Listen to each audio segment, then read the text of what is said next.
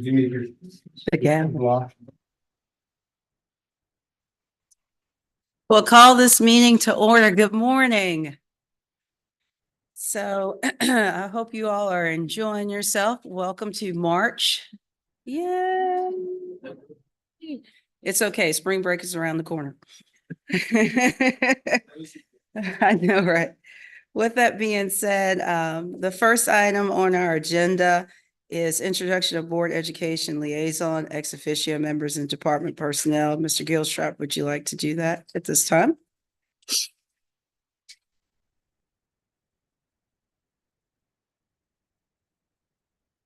Good morning, everybody. We have our typical members, I believe. We have our state board representative here, Ann Halton. Thank you so much for being here. We also have, let's see, from my department, we have John L. Torbert with teacher education, Dr. Brian Jackson with licensure, and Shauna LeBlond with apprenticeships. We do not have our fourth team member. Normally we bring the whole team, but we don't. Guests today, we have Kelly Davis from the Office of CTE. She's going to be speaking to us a little bit later, giving us a report in lieu of what's on your agenda, which says Dr. Anthony Williams. He was unable to make it today. He does want me to extend him an invitation later, but for today, we have the Associate Director of Curriculum, Instruction, and Innovation, Kelly Davis. Thank you for being here. And we have Malik McKinley here. He's been here a few times, and he's going to present for us some ETS and testing items coming up. Did I miss anybody else? I think that those are our guests as of right now.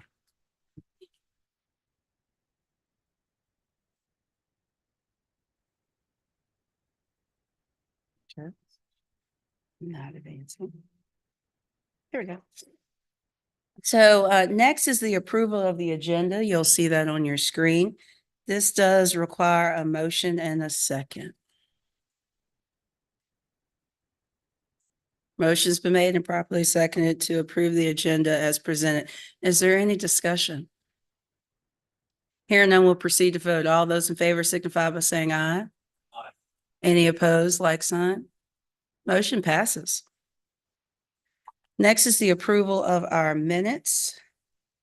Again, this does require a motion and a second. The minutes were actually emailed to you.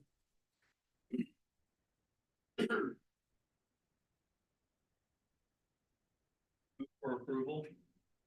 Second. Motion's been made and properly seconded to accept the meeting minutes as presented. They could say your name, they say, so it's fine. And Okay, Ron Ramsey made the motion for approval as presented. Thank you so much. Second. any further discussion? Hearing none, we'll proceed to vote. All those in favor signify by saying aye. Any opposed, like sign? Motion passes. Next, we have public comment, which I don't believe we have any public comment at this time. And I'll just move that on so y'all can see the guidelines.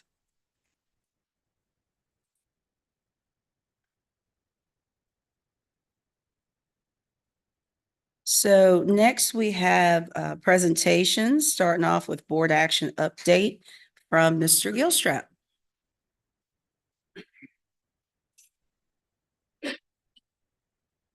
The other presentation.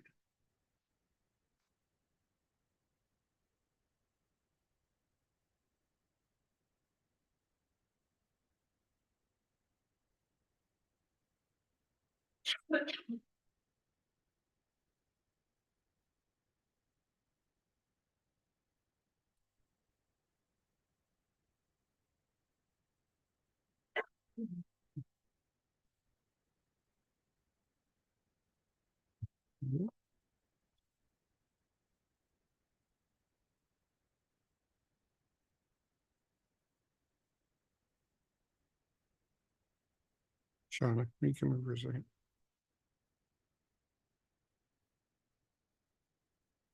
Where did all of my phones go? I don't know. I didn't touch your computer. Are they right there? Where? Or me?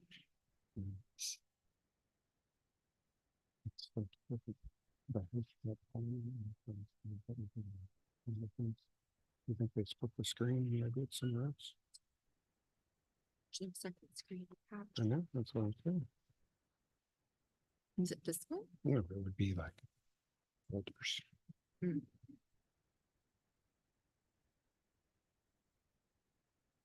You get there this way? Is it on your desktop?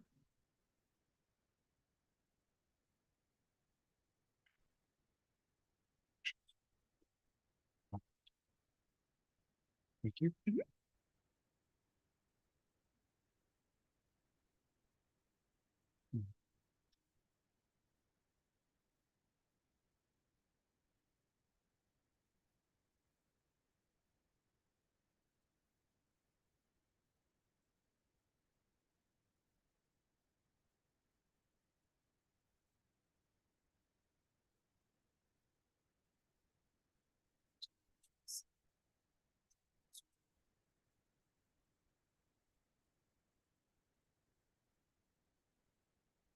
This one. There we go. Okay.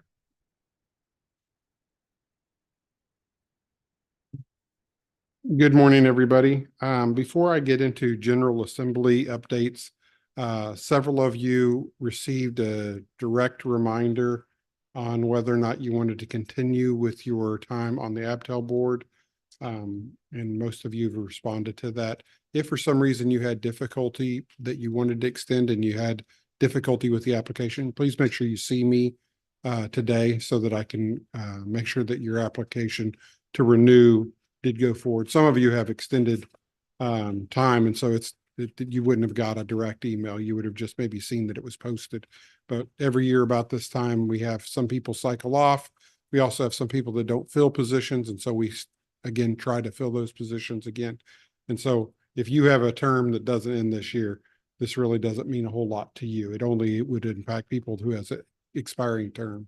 But if you had a difficulty with that, please let me know. That was somewhat abrupt, and I just want to make sure that you have your fair shot to continue if that is something that you would like to do. We haven't had a state board meeting since our last meeting together, so there's not a lot of state board updates to give you, but there are legislative updates to give you. The last time I presented with you all, I presented a 2-slide version of what you're going to see next. Some of this I'll skip over quite fast because I showed you in the last meeting how you can find this information yourself, but there are a few things I want to show you and let you know the status of a few bills that could impact our office. And so I will continue on with that. Let's see.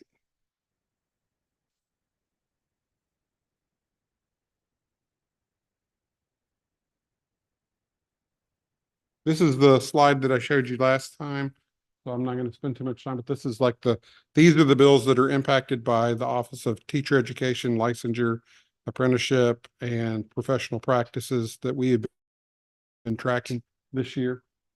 That was the link page that I shared with you to show you how you could go look at the legislative actions and the bill language.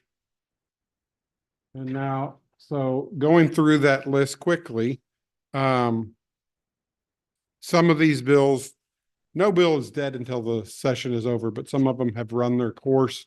And unless they are brought back by both houses, they are in what we call them, they're dead. They're not really dead yet, but they are no longer actively being pursued by the House or the Senate. This is one of those. I went ahead and highlighted some key words that I have pulled out that would be important to people on this committee. And I'm going to make sure you have a copy of this. And you also see there is a hyperlink in there where the word PDF is on each one. So if you just wanted to quickly go and look at the bills in their entirety, you could click on that link to get to that information.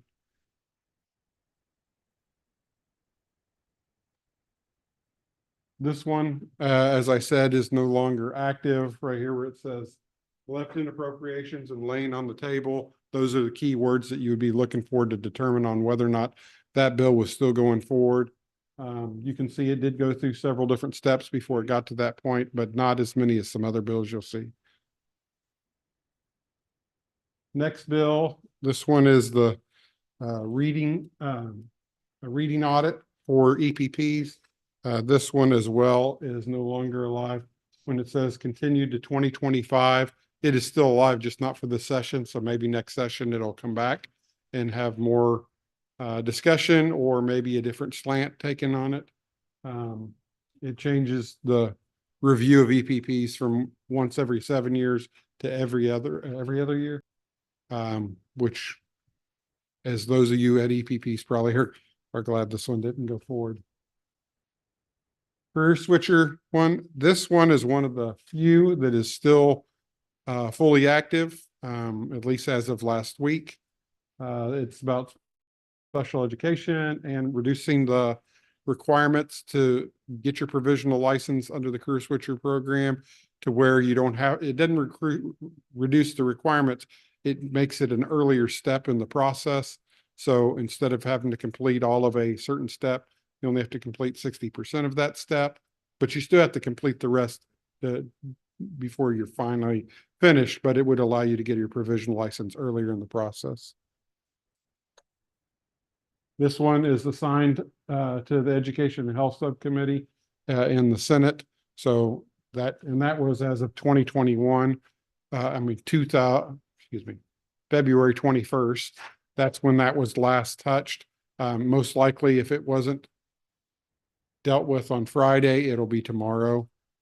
So if you are tracking this one, that's one that probably tomorrow you will see them talk about.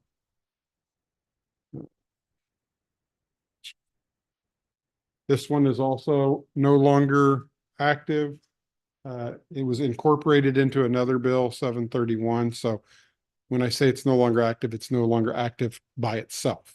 So some of the materials are still active. Some of the language is still active, just in another bill.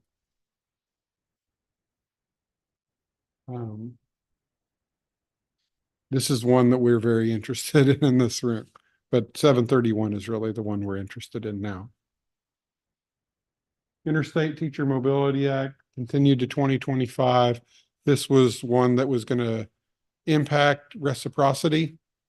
It would also impact our influence on a exterior body of state agencies, that would get together and come up with some policy on how they thought each state should handle reciprocity.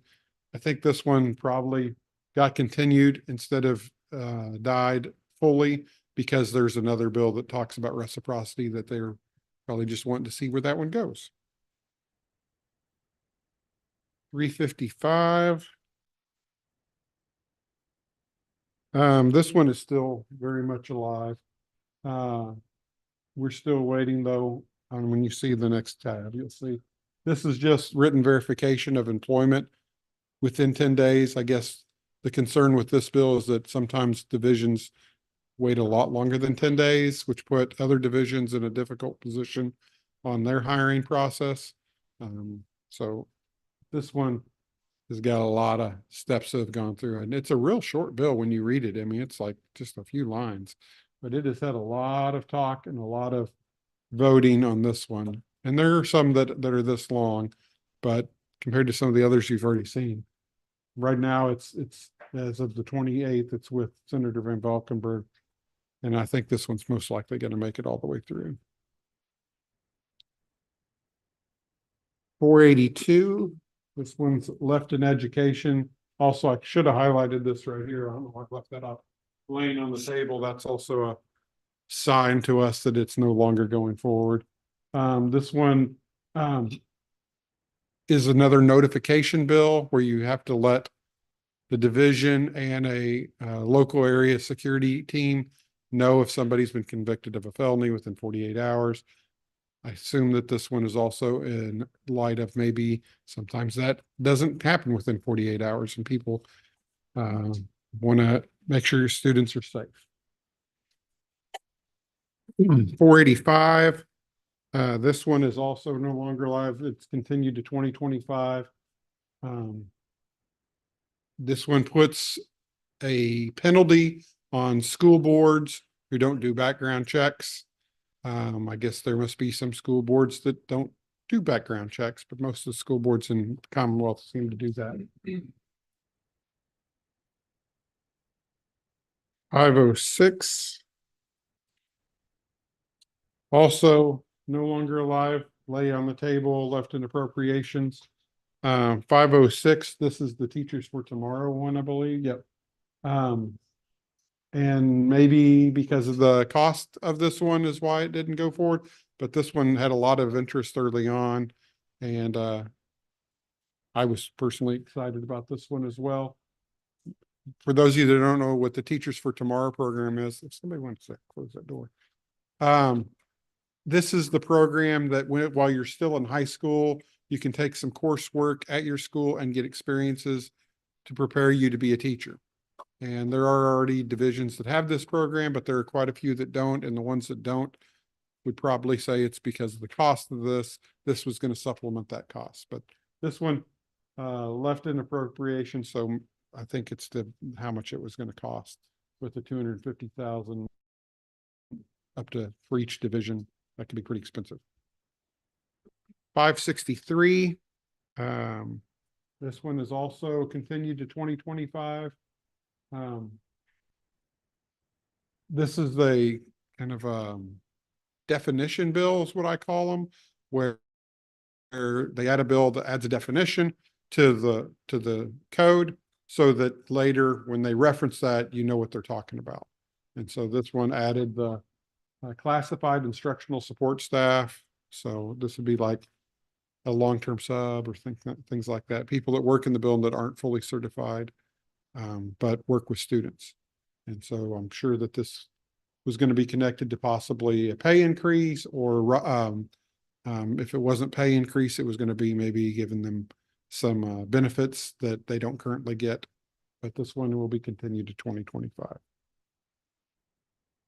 632. This one is still alive. This is the universal licensure for reciprocity and the subject matter expert teaching certificate. This one has got a lot of bipartisan interest, and so it is still very much alive. This would add a little more punch to the reciprocity statute that we already have, and it would definitely add another pathway to get licensed. It's mainly geared towards people who have didn't go to teacher education programs, but have maybe taught at the college level, could have a doctoral degree. This would make it easier for a person like that if they wanted to go back and be a public school teacher or teach courses that public school students would take. Think of dual enrollment, maybe courses that maybe have college credit value at the school at the division level. This would allow people that are experts in that field to teach those courses without having to go through the full teacher preparation program, as long as they demonstrate a strong background in actual working with the teaching field. You see this one, quite a few steps, but it's assigned to the Education and Health Subcommittee right now as of the 21st. So if that one didn't get changed on Friday, I didn't check on Friday, but if it didn't get changed on Friday, Tuesday is probably the day that they'll talk about this one again. This is 731. This one is still very much alive. This is the one that's the most impactful for the discussions that we've had in this room. Eliminating the VCLA altogether. In our proposal, we weren't asking to eliminate the VCLA altogether. We were asking for it to be substituted out for courses that were similar, assessments that were similar. And this would basically take all of our VCLA conversation and eliminate it, and it is still very much alive. Right now it's with the Education and Health Subcommittee. You can see that it's had pretty strong voting support, 99 to nothing. We'll see where it ends. I was kind of hoping I would really know where it was going to end before this meeting, just so that we could decide on how much more we were going to carry forward, but we are still in the same spot as we were on our last meeting on this bill, just it's further down the road, which is still a lot. 1026, this one, left in the courts of justice. This is a rare, you don't normally see that on bills that we look at. And that's because this is like a multi-agency bill. This is a criminal bill, but also has impact on public schools. The criminal court side of this bill took the lead and decided not to go any further with it. It made anybody that attended a public school event on a public school campus, certain criminal offenses, they weren't allowed to be there. Sex offender type bill. And it went real deep into the definitions of what each type of offense and how strong it would have to be for you to be not allowed to be on a campus. But this one is no longer alive. It's left in the courts. I'm not sure why. It really was outside of our agency's purview for most of the time. 1326, Nationally Certified School Psychologist Program. This one is also left in appropriations. It was going to be a very expensive one, I believe. The National Board Certification Grant Program, this would add school psychologists to a group of people who could also receive that money. There's also another bill that allowed for that the money to go up, which I think that bill might still be alive. We'll see when we get to it. It's in the Senate right now. But every school psychologist that goes through a nationally certification program would get the same national bonus that the teachers would get. But this one was left in appropriations probably because of the cost. 1384. This is the last of the House bills to talk about. And this one was stricken from the docket, which most likely means that the author of it either withdrew it or there's something else that they would want to substitute for that somewhere else. You notice this is the verification of the 10 days. So we already had a bill that was talking about the 10-day notification. So sometimes bills are released and they say almost the same thing. And so eventually they decide which one they're going to stay with. They're not going to try to send them both all the way if they're saying the same thing. It would be redundant. So this one was probably, that was the case. It was deemed redundant. Right. Of the House bills, before we talk about Senate bills, there's not as many Senate bills. There were 15 total that were impactful for our purposes. 11 of them are considered dead at this point. The ones that are still going are House Bill 269, House Bill 355, House Bill 632, and House Bill 731. So those are the 4 that would be still in action.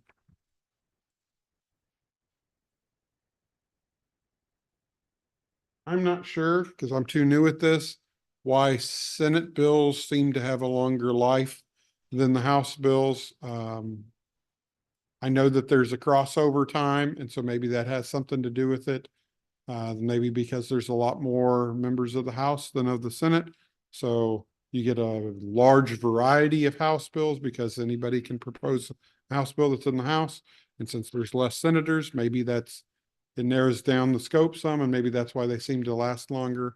I'm not really sure. Maybe I'll discover that in the off season, but I don't really understand that personally.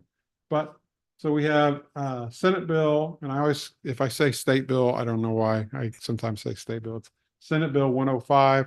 This is the kind of in reference to what I was talking about just a minute ago with the National Board certification. This one is still active. It increases the amount that they would get if they're nationally board certified.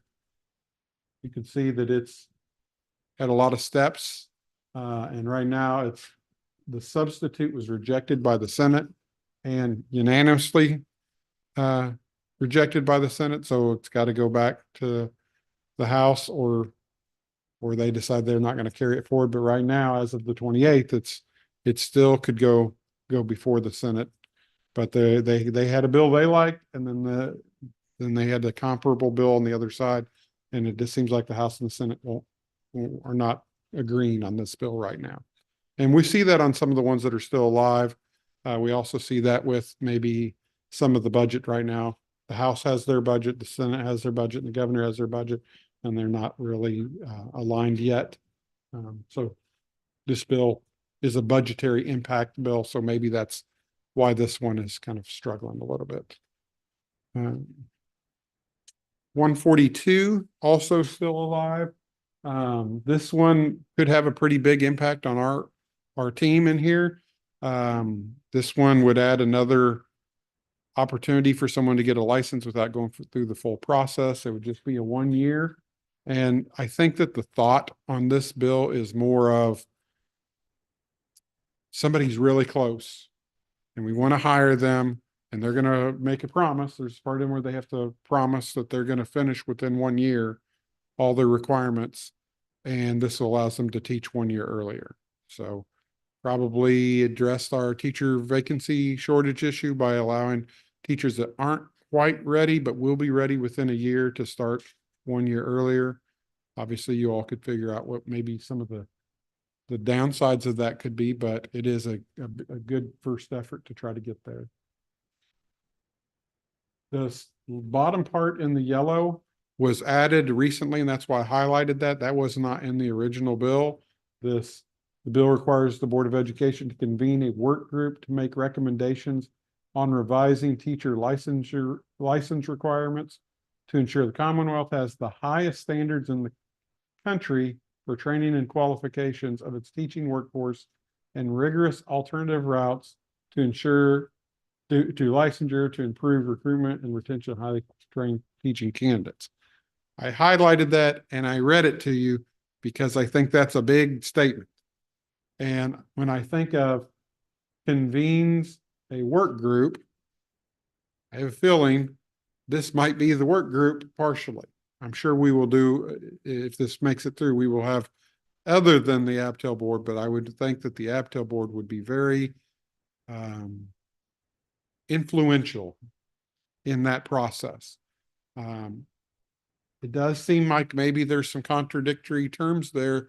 We're going to let people teach 1 year earlier, but we're going to have the highest standards in the country. So we'll have to figure that out if this bill makes it all the way through. But I definitely wanted to point this one out to you all because I do think if this one makes it through, you will have a role in that. And that was added more recently. That wasn't in the original part of the bill. You can see this one has had quite a bit of activity and it's been reported to the education with amendments. So it's still, and that was on the 28th. So maybe Tuesday, this one will be coming up again. 352. This one is also still alive. And this is the licensure reciprocity bill in the Senate, which we already kind of talked about. There was that in the House side. This allows a division superintendent to issue a career and technical education, a teacher, a provisional license. We have a CTE representative here. I'm sure that they might have thoughts on that as well. But this part here, finally, the bill directs the Department of Education to compile publicly post on its website and update as necessary data on teacher licensure standards and requirements from each state. I can say that part for each state for the purposes of facilitating and determining the compatibility of out-of-state teacher licenses with requirements for teacher licensure and licensure by reciprocity. The way I read that is on our website, we will have some sort of tracking information of how every state's license matches up to our licenses in Virginia. It's intimidating to me because I know those things change and they don't notify Virginia every time they change something. It's not, Oregon doesn't care what Virginia thinks. So that will be something that if this bill makes it all the way through, will be a challenge, and I'll be looking for guidance from you all on what you all think maybe would be the best way to go about that.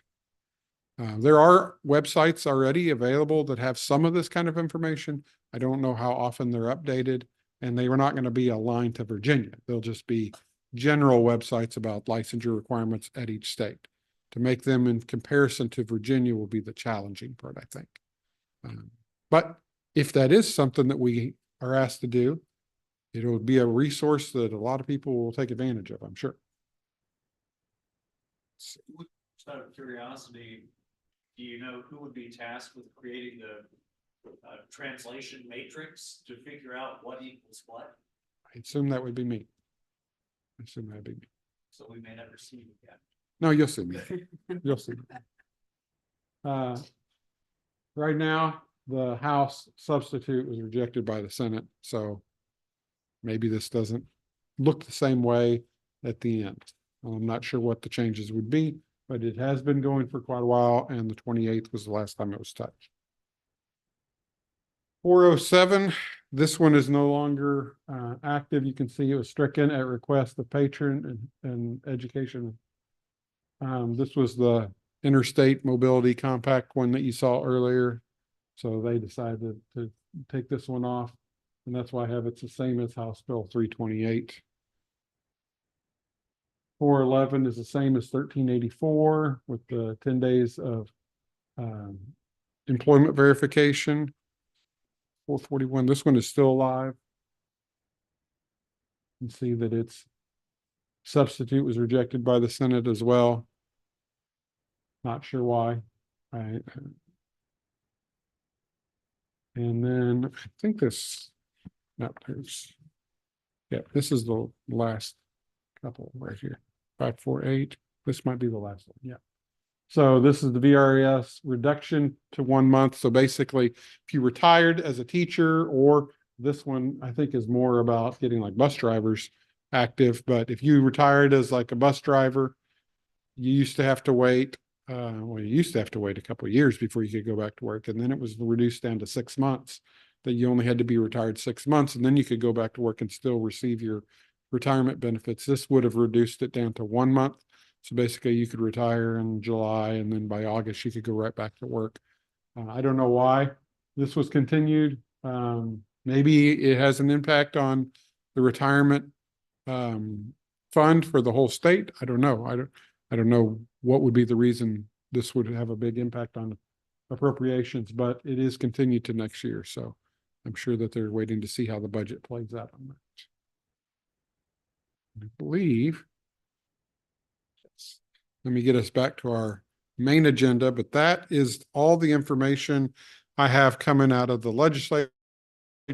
If this isn't exciting to you, we are almost through legislative season. We have about a week left of regular legislative season, and then we have the working through the details with appropriations for the next couple weeks or months. I'll open the mic, I guess, to anybody that has a question that I can answer or not answer.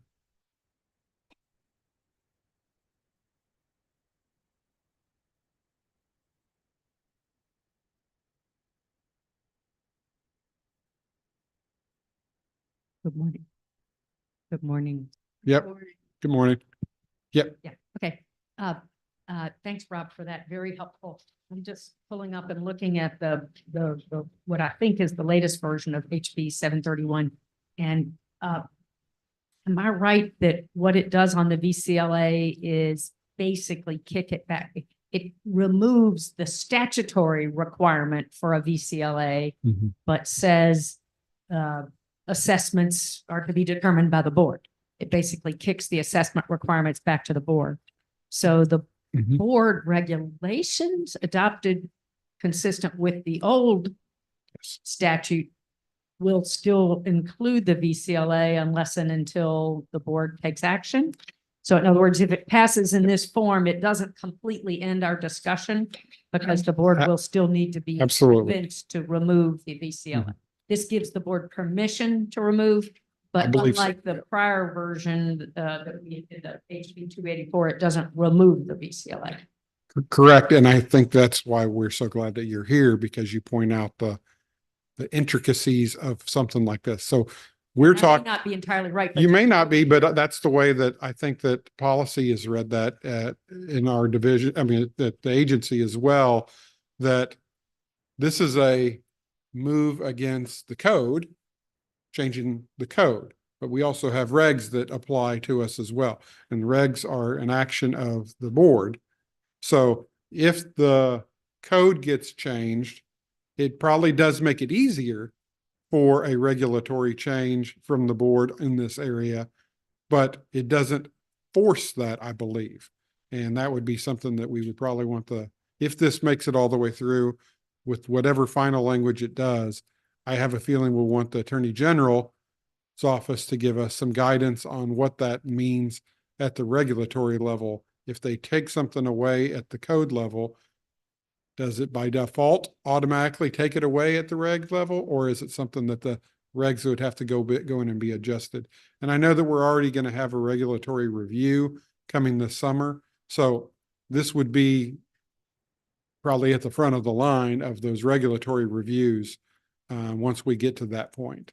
But I do agree that this could create some dilemmas for us at the agency.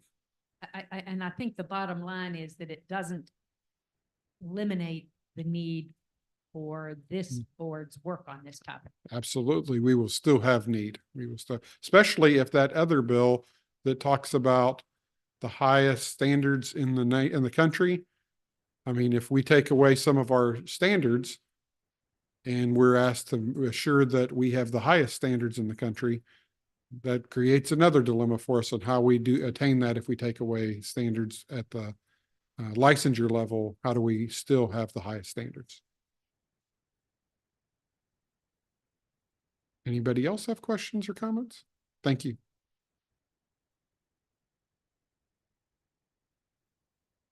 All right. Give me just a second to pull my presentation up, and then we have Malik, Mr. McKinley, you're up next. So I'll pull up, once you come up here and help me decide which one you want me to pull up first. Okay. Thank you all.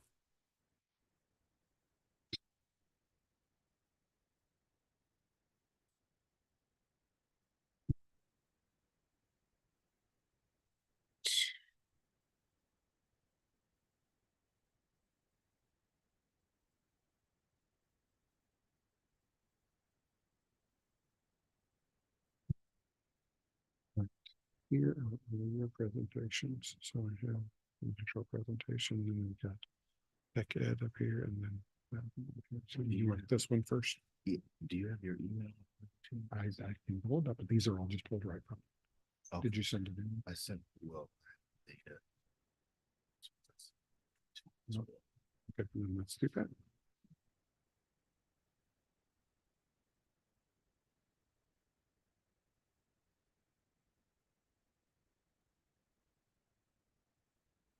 This one?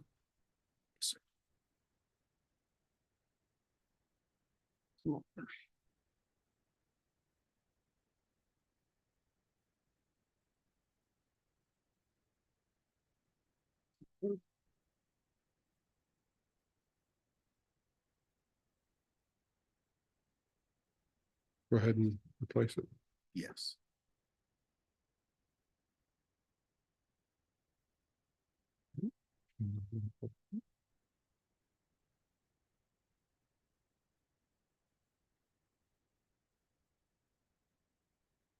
There we go. Just impatient.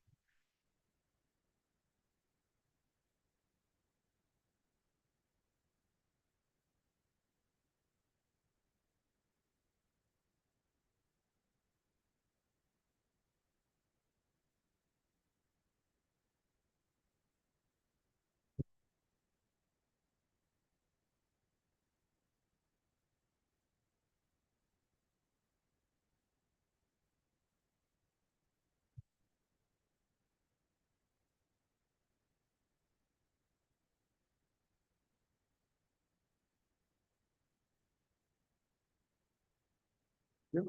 Oops. You can do the same thing before he does. Okay. You. All right, so ladies and gentlemen, up next, we have Mr. Malik McKinley from ETS to give us a more detailed presentation of some of the items that we've been discussing in the past few months. So I'd love to turn things over to Mr. McKinley. Please join me in welcoming him. Official welcome. Thank you so much. I think everybody has the slides that we're going to walk through, as well as the supplemental material, which would include the study companions for both of these exams, as well as the multi-state study. And then our assessment development department put together just a quick one-pager to talk about the highlights between the current tests that Virginia are using for technology education and family and consumer sciences, and also the new tests that are rolling out this year. Last time I was here, we kind of walked through the same agenda, but obviously different content because we're talking about 2 additional tests. I believe I recognize a lot of faces in here, so I don't know how important it is for us to go through the background as well as test development and standard setting studies. But if there are new people here that would like to kind of walk through that, I certainly can. Just a quicker. Okay.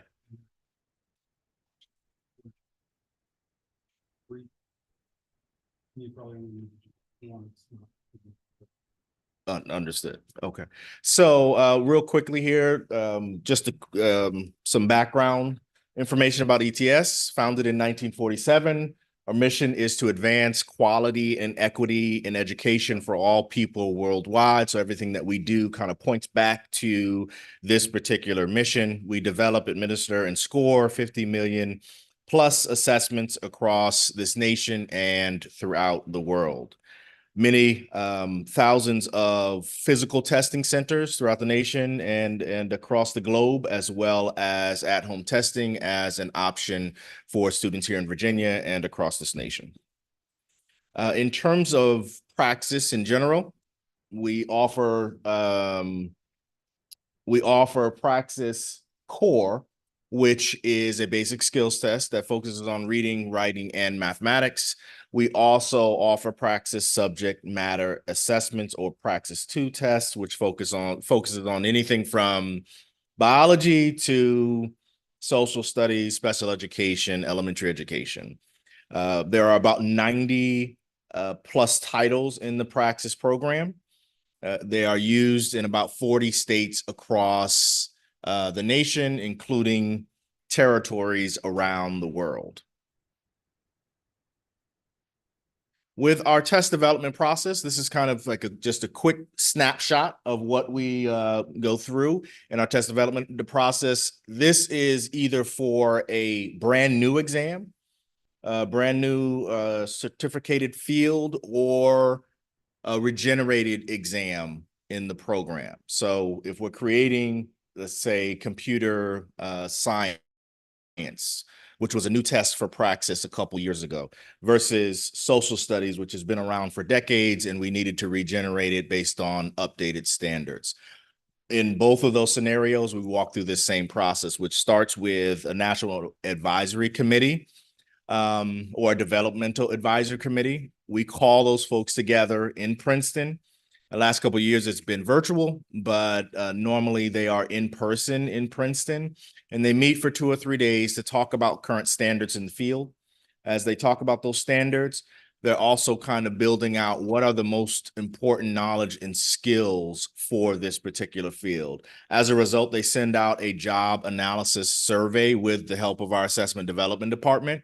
It goes to thousands of teachers across the nation, and we're really asking for teachers in that academic discipline to let us know how important is it, or how relevant is the content in this particular knowledge and skill statement. And there might be hundreds of them listed in this survey, but how important is this particular statement to a beginning teacher entering into the classroom? Those data come back to ETS. We pull together the National Advisory Committee again. As they review those data, they're also looking at if standards have changed, or if the standards are going to change.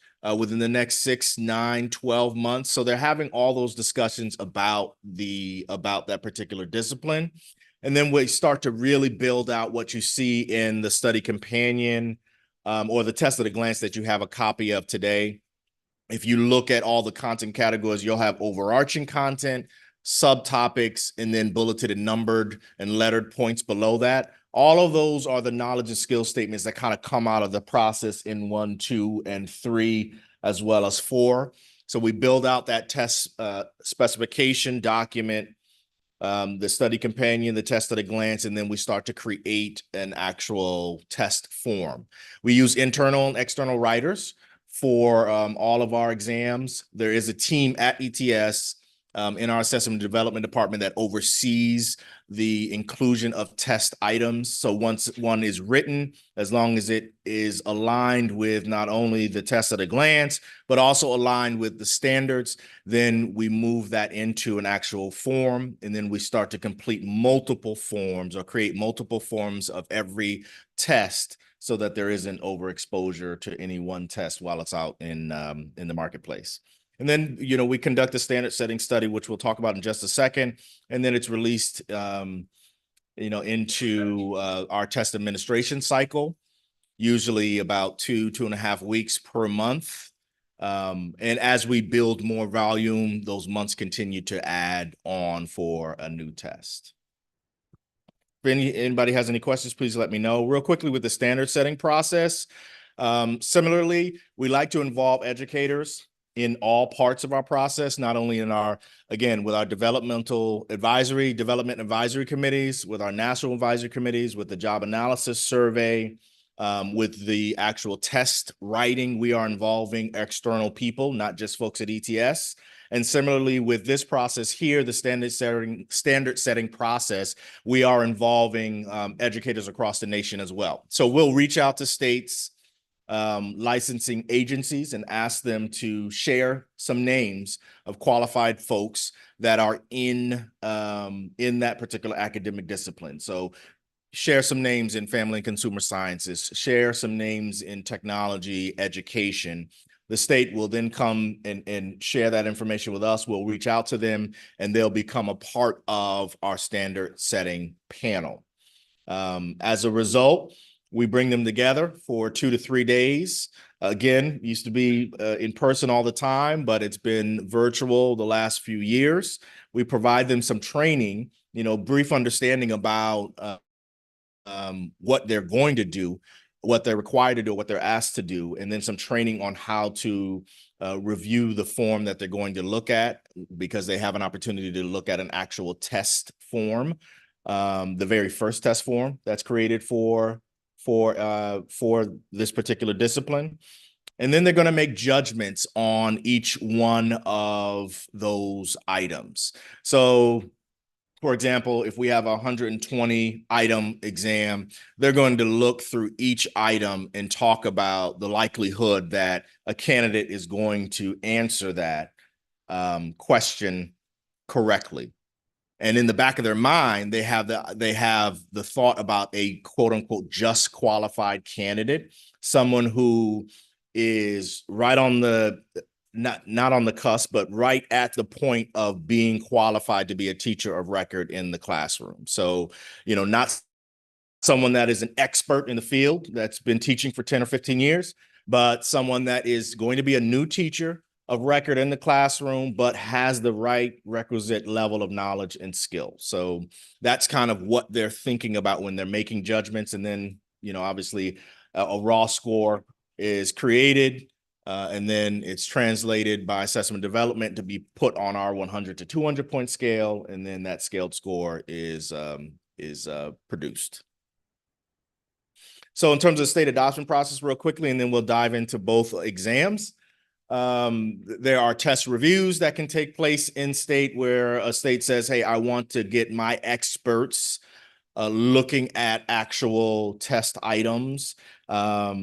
There are study reports. You do have the study report today. If there's available data, states have the option of reviewing any available data, although these two tests are brand new. Then the department kind of pulls together a recommendation based on a panel or based on a committee such as yourselves, and then shares that with the Board of Education to make the final adoption decision. Once that adoption takes place with the recommended cut score, then information is sent out to IHEs across the state. And then we make ourselves available at ETS to be in contact with any university that wants information, that wants a presentation, that wants some discussion with either students or faculty. Any questions before we? Yes, sir. Quick question. Thank you for being here. Where in that process,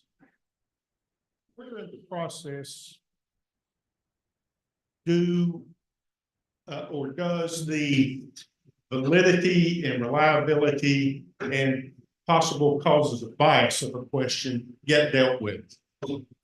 So in terms of reliability and making sure that the test is valid, it really starts from the very beginning of the process, which is why a part of my emphasis is on external involvement in the exam. So as we're thinking about making sure that a test is valid, we're trying to prove that at every single stage. So as we look at standards, we're not only it's not just ETSers looking at those standards, but it's a committee of academicians, of K through 12 experts, of faculty members across many states looking at those particular standards that have been set at a national level. And then when we send that out again as a job analysis survey, when we're sending out knowledge and skills statements, we're involving the field again to add more validity to our process, to make sure that or to make sure that the nation knows that this test is not just created in some ivory tower in ETS, but it is created and involved with many thousands of people across the nation. So there are points in our process like that where we involve external experts in order to make sure that the test continues on that trail of being valid. In terms of bias, we develop a test question. Multiple test questions are developed. It's added to a test form. And once that test form is actually in process and ready to go into a test administration cycle, we release it. We also have probably 10, 15, 20 questions on each exam that are not scored, that are a part of our field pilot testing process. Is those additional questions on an assessment that are not scored, those are your trial runs on those questions to be sure that you're getting results that would tend toward the test being reliable and valid and hopefully bias-free. Is that correct? Yeah, so another part of the process is for the questions that are going to be scored. Let's say a test has 120 items, and maybe, as I mentioned, 15 or 20 of them are in that field testing process. Those other 100 are going to be scored.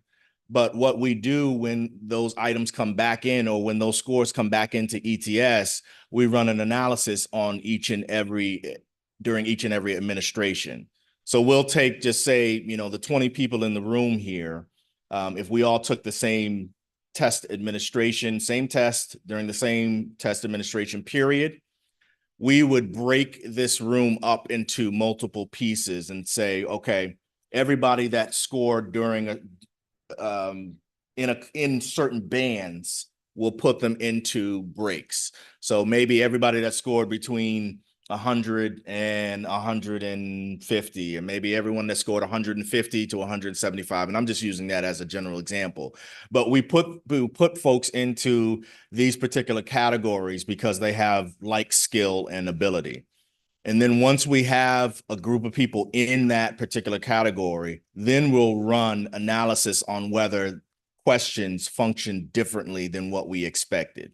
So if this whole group here, or this whole group here, were in one category, but for some reason, and we all scored around the same score points, but for some reason, or all the Caucasian men on this side got question number 15 wrong, but everybody else got it right, then there's a problem with, or there might be a problem with that particular item.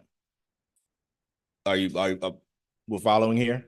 So in circumstances where we run analysis and we see, okay, everybody's got the same level of ability, but all white men or all black men or all women or all black women don't get a certain question correct compared to the entire group, then there might be a question that we need to look at, and we might need to revise that question, or we might need to completely replace that question. If we have to revise it or replace it, it's still getting pulled and the score goes on, or the scoring process goes on without that particular item. But at the end of the day, that's a part of our process to make sure that bias is not present, and to make sure that it doesn't affect each individual candidate. Yeah. That was probably a little too long-winded, but important to note. Any other questions? Okay, technology and engineering education. So as I mentioned, you do have all of this material. I just put it in a PowerPoint form for you. As you can see, the standards for this particular exam for 5053. Currently, Virginia uses technology education. This exam is technology and engineering education. New test name, new test number, which normally indicates to the state that enough of the academic content has changed. Overall design changes, as you can see here, content categories for the test were reduced. And again, you have the test at a glance in front of you.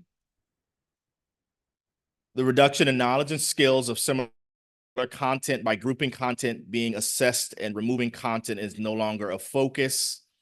We reduced emphasis on transportation and logistics, increased computation, automation, robotics, et cetera here. So that changed the weightings of the exam. As you see on this particular slide, the content category slightly changed, the weightings slightly changed because of the influence of the most recent standards, as well as the advisory committees informing us of the path forward.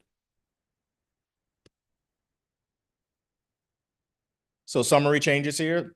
The amount of time still remains at 2 hours. There are 120 selected response type questions, and organizations that are involved in the work, as you can see here, IT, EEA, and ISTE as a part of the development process. Yes, sir. Hello, there we go. When you say the amount of time to take the test remains 2 hours, are you saying that's the maximum amount of time they have to take that test? Or are you saying that's the average amount of time that they should take this? That is the maximum, Okay. maximum time. Okay, thank you. And if a candidate needs additional time and they have an approved accommodation, we can certainly offer additional time, but 2 hours is the maximum. Test at a glance that was shared with you last week or recently here. You can see the content categories. This is what the candidate sees, and this is what faculty have when they're looking at the changes from one exam to another. Again, 120 minutes, 120 selected response questions. There are 6 content categories, and you see the approximate number of questions with the approximate percentage of the examination.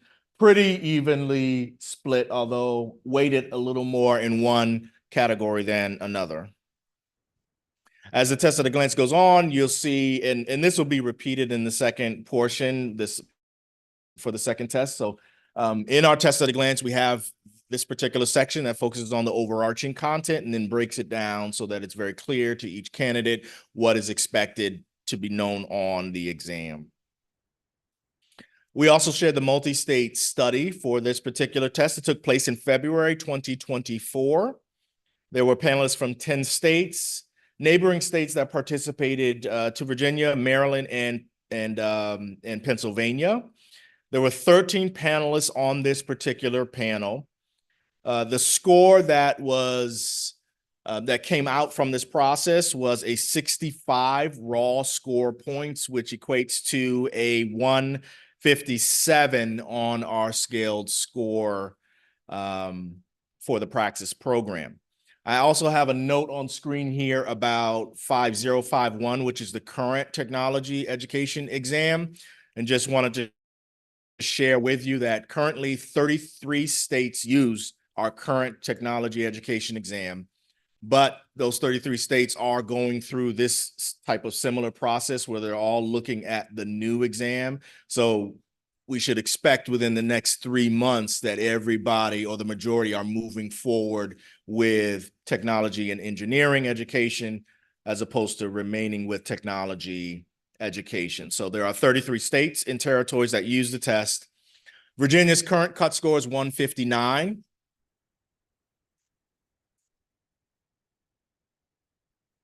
Ooh, excuse me. Oh, sorry.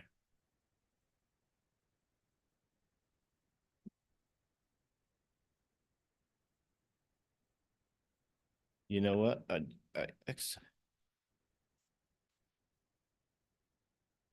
we go.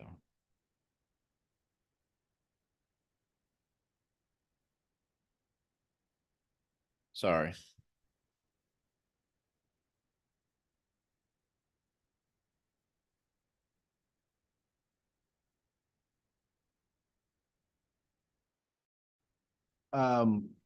Yes. So, quick error there, and I'll correct that for you all. So Virginia has, I think, the second highest cut score behind Rhode Island. Most states are at the score point of 159. I cannot recall why, and I don't think I wasn't working with Virginia when you all picked up the technology education exam, but I don't know why you're well above, well, not well above, but a few points above most states for this current exam. But just something to note, and I'll make that change. My apologies for the error there. In terms of current data for 5051 technology education, we're looking at the last 5 years from 2018 to 2023. In the 3 categories, you see what's represented for the nation.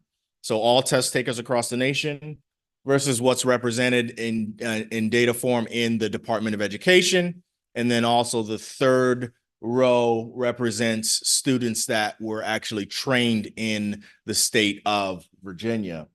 You see the passing number and percent passing, again, over the last 5 years at that, at the score point, it's almost 90%. So not doing terribly bad here in technology education.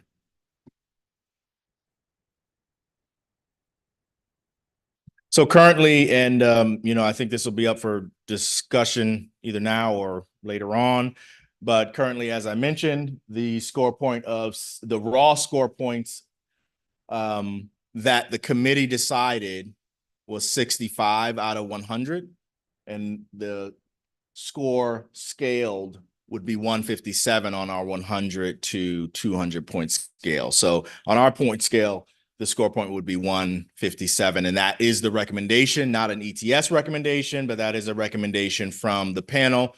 Again, that included over 10 states participating with their experts.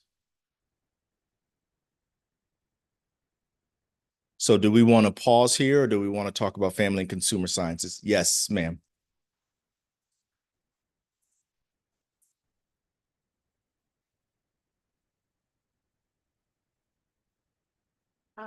And this may be a question more for Rob and Ryan, but if someone passes this assessment, are they eligible for either engineering or tech ed? Are we thinking of combining those two now that the Praxis says both contents are on this assessment? We're gonna have to check that for sure, but that's a great point. If that engineering addition to the title is enough engineering substitute for the engineering substitute that they do. But I have seen probably not to be the case. It's simply just a fraction of the assessment, not necessarily. We need a full report like that. Okay, thank you. And that might be something this group makes a recommendation on as well.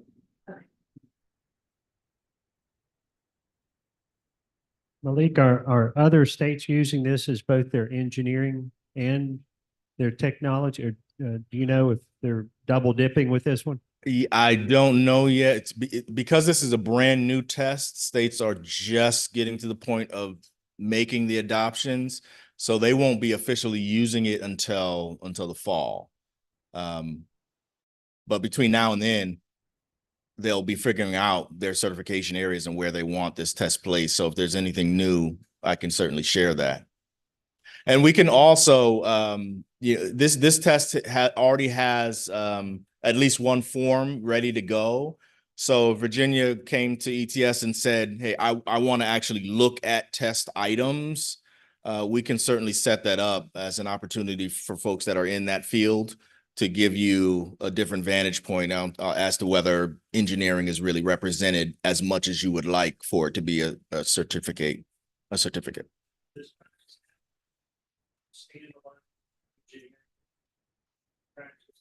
No. Because right now, we're not using any kind of assessment. Right, that's what I.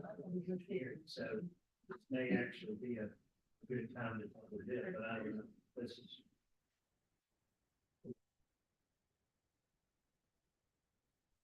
Yep. Oh, this one's better. We should use this one only. That's one of the things I just said to Brian. I don't even think that we have a certification area for engineering. I don't think you pull by itself. Okay. I'm just trying to think what they would be teaching, you know. I know, but would they have enough engineering to be a full engineering teacher? I was thinking it was more like an add endorsement that you would add with another endorsement, but you would have some teachers in your, and maybe Prince William, maybe.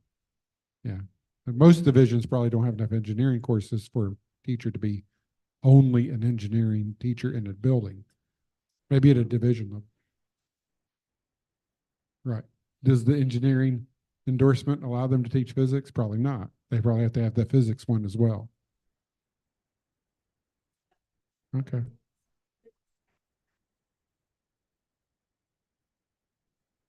You're saying your degree.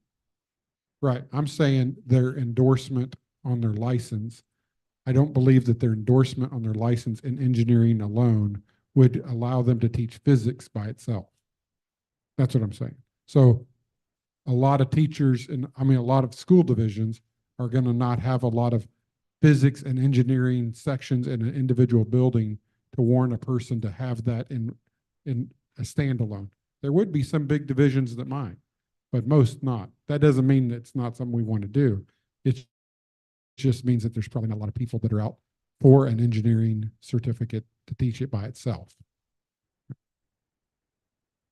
But we're gonna look into that a little bit closer.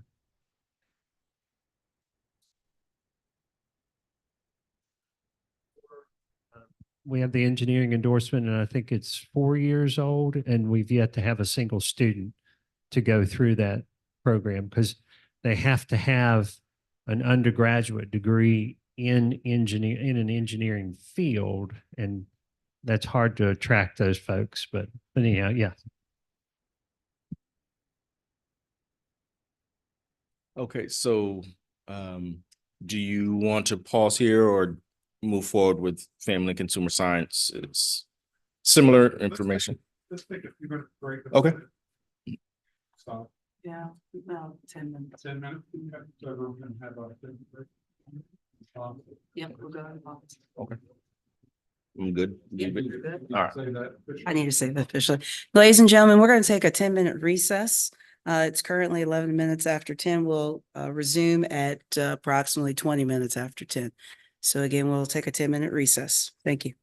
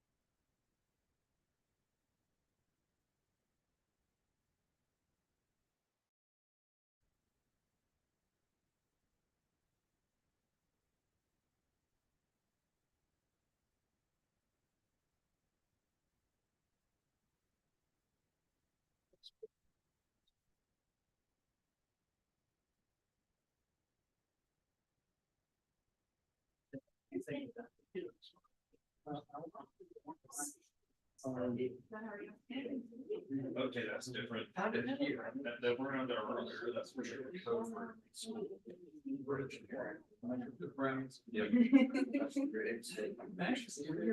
Yeah.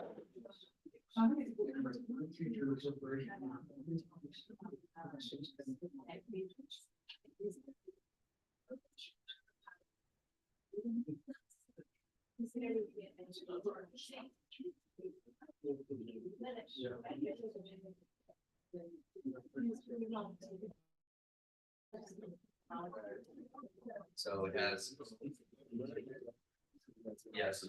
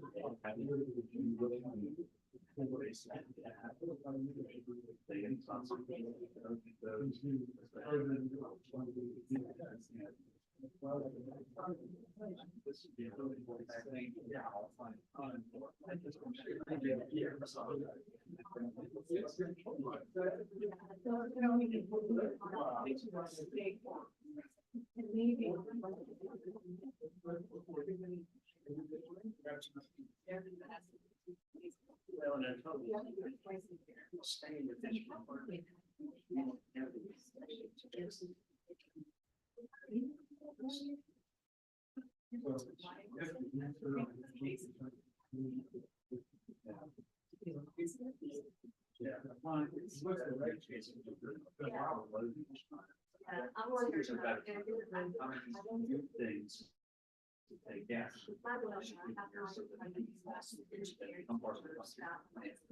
Right, and there is.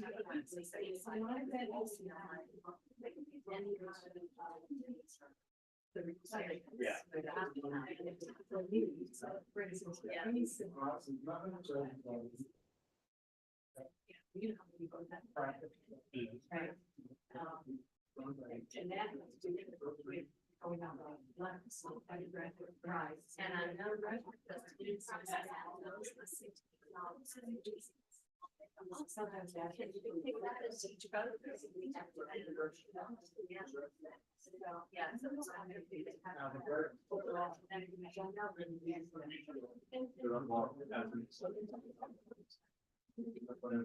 All they want to do process.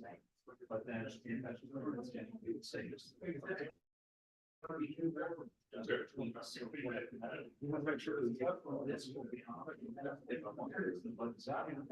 Right.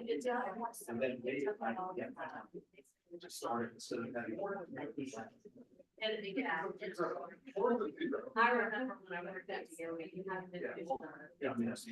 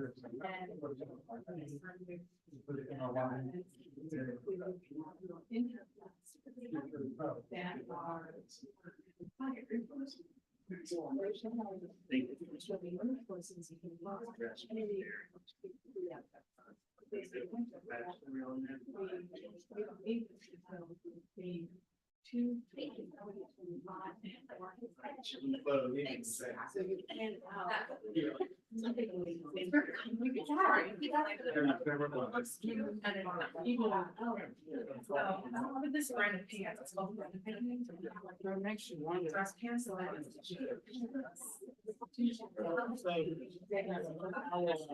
will not tell that because that's her business, but And I'm like, I told her my brain.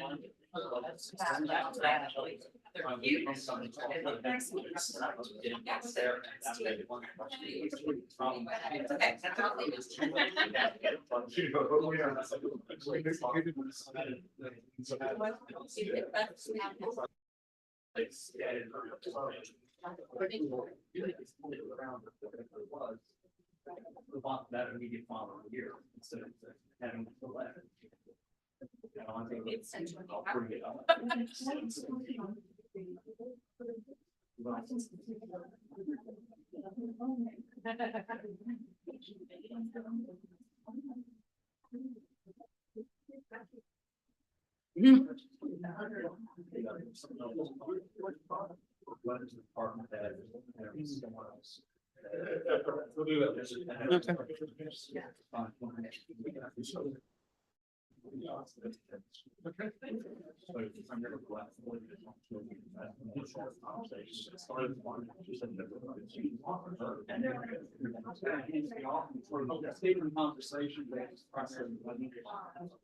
Ladies and gentlemen, it's 10:21.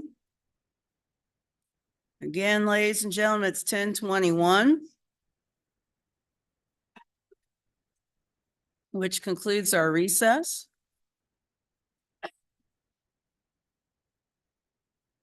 And I welcome back Mr. McKinley to proceed with his presentation with Family and Consumer Sciences. Thank you. You're welcome. Okay, so similar information here, just a different content area. So I've got the same setup for all slides here. The standards that were revised in 2018 for Family and Consumer Sciences, keeping in mind here, Virginia currently uses Family and Consumer Sciences 5122, and this is now 5123. Overall design, the revisions to the categories were made to align with the new national standards or the newest national standards. We prioritized and organized 16 standards into about 6 categories. Professional teaching practices was added, and it includes sub areas such as curriculum and instruction and laboratory management. Content was deemed important not only by the National Association standards, but also by the Developmental Advisory Committee, as well as the National Advisory Committee. Overall changes, as you know, when we regenerate a test, those weightings change, as you can see here, and you do have this information as well. Continued changes here. We increased the time by 10 minutes from 120 to 130 minutes. Increased the number of questions from 120 to 130 multiple choice questions. And organizations involved in the development, as you can see, are in front of you as well. So you have the test at a glance document which highlights some of that material that I shared with you in terms of the weightings, in terms of the time, the number of questions. Again, this is what is in front of each teacher candidate on our website. And it is delivered in a computer delivered format unless an accommodation is needed. Currently, we have the test at a glance. Our entire study companion is being built out for both technology education, technology and engineering education, as well as family and consumer sciences. So the entire study companion will be ready within the next couple months. But this test at a glance gives you the glimpse into the actual content. And you can see on pages 2, 3, 4, and 5, the additional content that's in each overarching category. The multi-state study took place in December of this last of 2023. Panelists from 10 states, including neighboring states here, North Carolina and Pennsylvania. There were 13 panelists. The recommended passing score was a 66 out of 100, which equates to a 151. And a quick note on 5122. There are currently 37 states and territories, including Virginia, that use our current family and consumer sciences exam 5122. Unless I transpose the score here again, Virginia's score is 153. There's one state above Virginia, which is Utah at 160, and all others are at or below Virginia's cut score of 153. Again, this is the current test, and you are aligned with 35 other states that also have the cut score of 153. And that was the previous recommendation that you're currently at. I don't know that you will know this off the top of your head. So if not, just send it to me at some point. Surely. I'm curious how the pass rate in Utah is compared to Virginia, with them being 7 points higher on their cut score. So if there's a way you can get me the difference between our pass rate and Utah's, that would be great.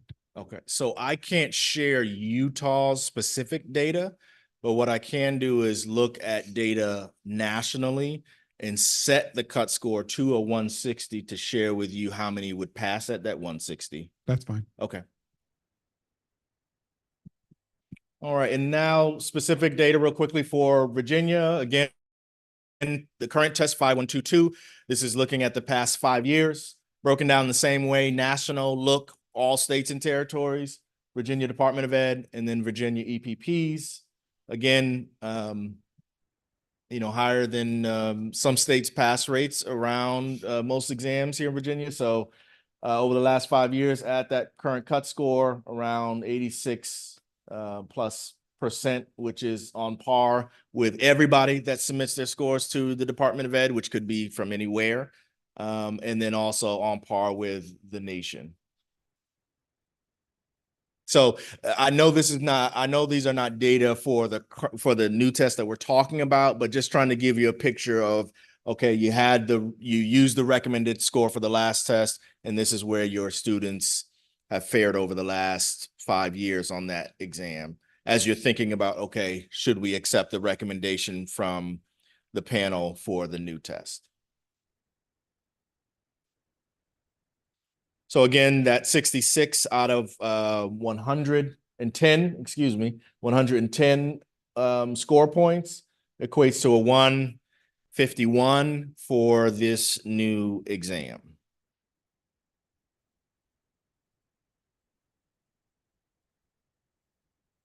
So that is it for my presentation, and I think we'll turn it back to Rob if any questions?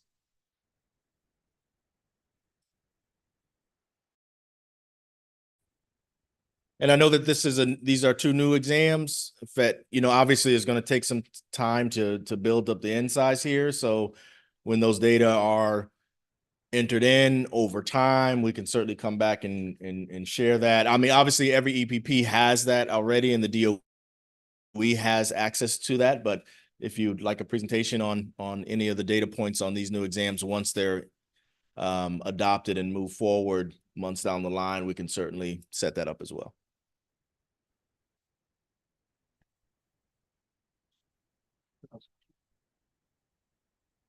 I have a question for those of you that are veterans in this group. The way we have this presented in the agenda is whether or not to accept the replacement of one assessment for the other assessment. Well, what is not in that recommendation or that agenda item is what cut score we accept. In the past, have you all done those two things together? Have you only determined on whether or not you accept the assessment, and then the board makes that determination without a recommendation? Can somebody? So let's just assume for a second, we did accept the first assessment to replace the second assessment. Then we would need a new action item to decide what cut score we would be recommending forward. Discuss the cut score and then make the recommendation. Okay. So what we'll have to do when we do this is we'll have to amend what we said in the agenda, because the agenda doesn't read that way. So we'll need to amend the agenda to reflect how we want to vote on this. Assuming we go forward. We don't go forward, then there's no need to amend it, because we don't need to talk about the cut score if we don't accept the replacement tests. I guess the agenda is just, it's just your guide, but when you make your actual recommendation, within that recommendation, I mean, you have to use what's on that paper. Within that recommendation, you would make a recommendation for the, to accept the test and the score. So that is really what's going to drive whatever it is that we do. Anyone have any questions or thoughts about that before we take this next step? And I guess we need to make a recommendation for whether or not we're going to accept the change on the first assessment. Okay, okay. And then I will let you take that.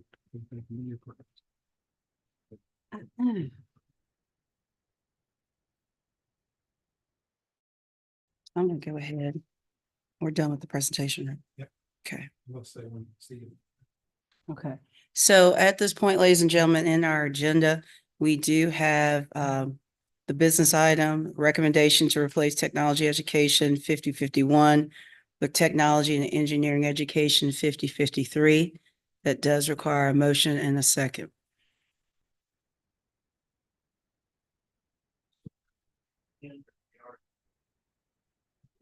In the discussion.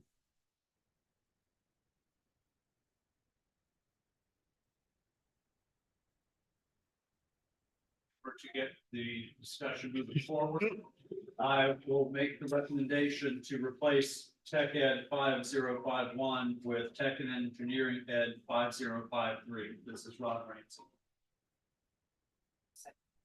Motion's been made by Ron Ramsey, seconded by Megan Bush, to replace technology education 5051 with technology and engineering education 5053. Is there any discussion? First question, what is the refreshment memory on the current cut score? All right. 162. Thank you. Thanks, Andy.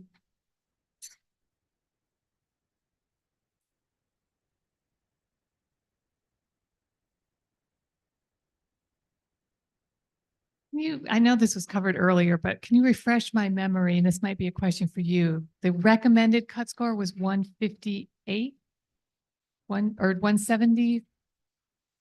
And how many was that? The mean, or was it a standard deviation above or below?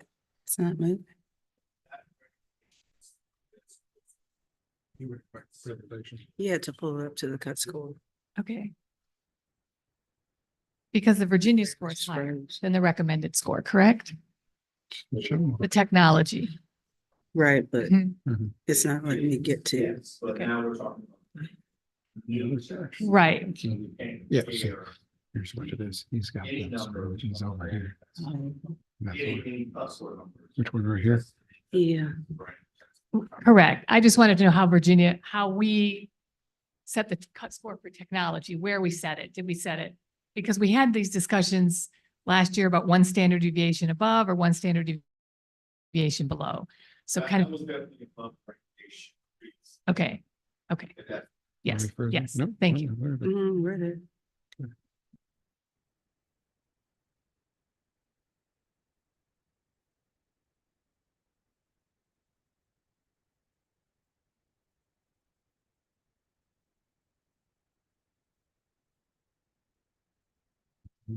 Let's say we can- Yeah, back to Okay. it. Mhm. Slide 16.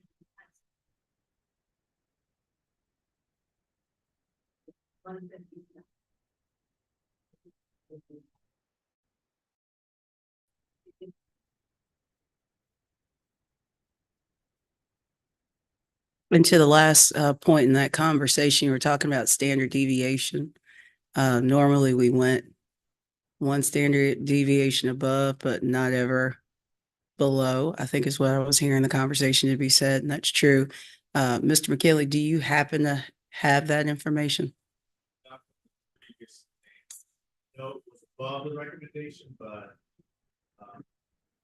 yeah, there are some states similar to Virginia that normally went above the recommendation, but I think most states are trying to get back to, especially as you consider the teacher shortage challenges that we're facing across the nation. They're trying to get back to that recommendation so that everyone is more on the same page. And on the current test, obviously, there are more states using the same cut score than not, although Virginia does not. So it could help with affordability. And, for the candidates in.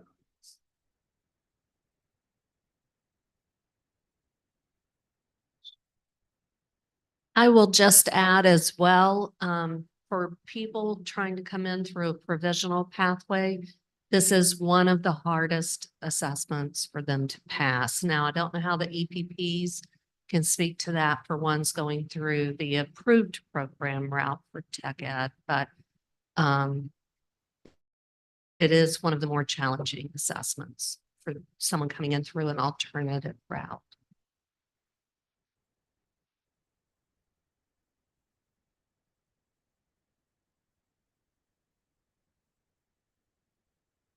Is there any further discussion?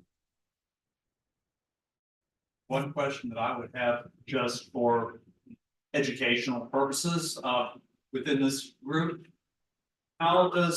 Would the decision about cut score apply to the pending legislation regarding universal reciprocity?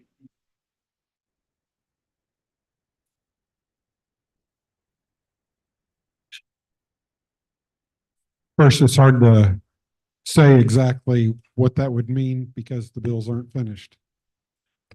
But as we current stand in our current way our regs read, we have agreements with states that we will accept what their license cut scores would be based on if that state gives a individual license that is applicable to a license we have here.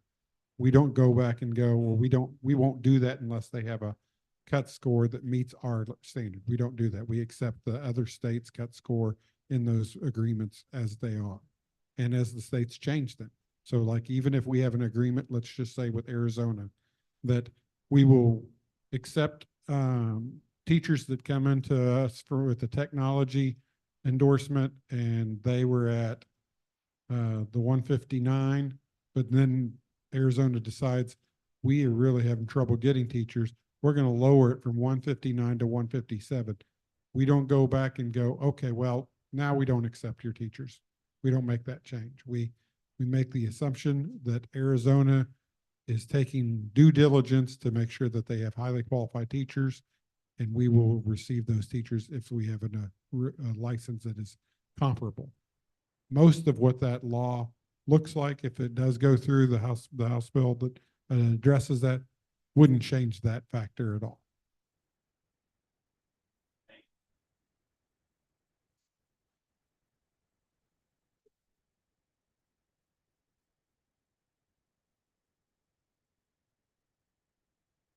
The question was, is technology on our shortage list? Yes. But not specifically that subcategory, SAT. It's all. It's Yeah. all. We, we need more of us, period. I have a question concerning the process. So we have the agenda item to replace the 5051 with 5053. Are we trying to do this alone and then set a new agenda item with a cut score, or can we alter the motion on the table to add the cut score recommendation as a piece of this? You can add it as an amendment Okay. to the motion that's already on the floor. Okay, then I think that's what we need to do if we're going to accept this. So I'm offering an amendment to the motion on the floor to recommendation to replace the technology education 5051 with the technology engineering education 5053 at a cut score of the recommended value. And someone needs to remind me what 57. 157. I will accept that amendment. So the motion stands as to accept the cut score 157 to fully read recommendation to replace technology education 5051 with technology and engineering education 5053 with a cut score of 157. Yes. Any further discussion on the matter?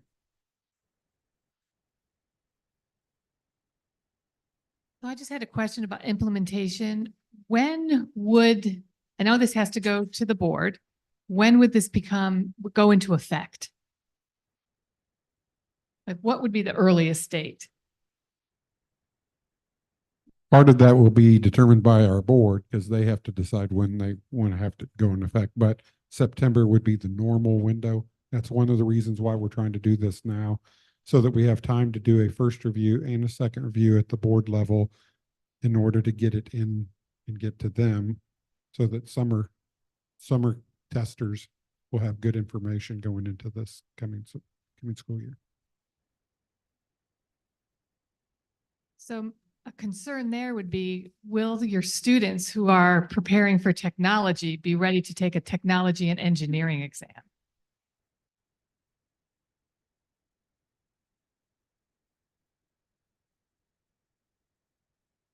If I'm answering that, I would have to say there would be parts of that assessment they probably aren't going to be prepared for, which would maybe, I don't know how we would do this with ETS, but on other assessments, we allowed one assessment to phase out over a longer period of time as the new assessment took roll. I don't know how much time we would have with this, and we had that same option to allow current students to assess on the old assessment and then the new one go into effect. So states take a couple different options. One would be to just replace the current test with the new test in the immediate, so that by September 1, it's only the new test that's in place. Other states decide to use both exams at the same time, so that if a student or a university wants their students to take the new test, then it's available as an option. But the current test is still in place. And then the third option is to, as Rob mentioned, to phase out one and phase in the other over time. And that could be whatever Virginia wanted it to be. It could be 6 months, it could be 9 months, it could be a year, whatever you thought was appropriate. In addition to what we had been discussing just before break, the possibility of engineering being its own, this assessment cover the engineering endorsement. That would probably go into play with somebody making that determination on which assessment they want on record. If you took the old one and then later it's determined that you can get your engineering met through the second assessment, that could put a person in a situation where they're like, I've already passed the one that allows me to do what I was doing then, but now I need to go back and retake this assessment again, just so that I have the engineering portion on there. But of course, we discussed that a little bit, and that would require some regulatory changes as well.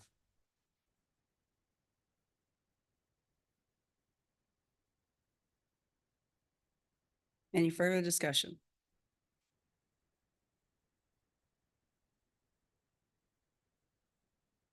Question. The issue that she just raised, asking about which of the three positions we could take, does that need to come through this board in this motion, or would that be purely on the Board of Ed? Board of Ed. That's the answer I was hoping. We just recommend. Any further discussion?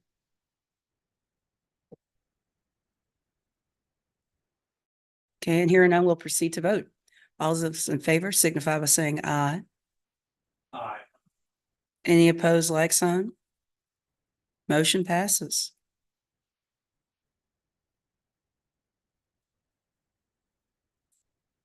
So the next item on the agenda is recommendation to replace Family and Consumer Sciences 5122 with Family and Consumer Sciences 5123.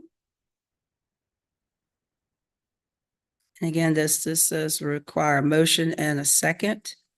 And then discussion can be had about cut score as well.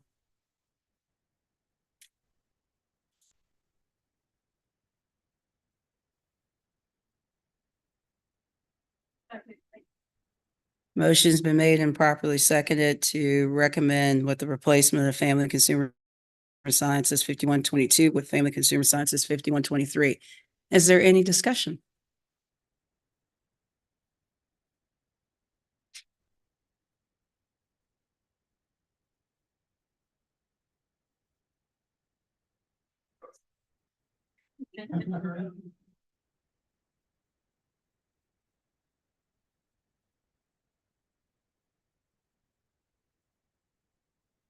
Oh, I'm waiting for that amendment.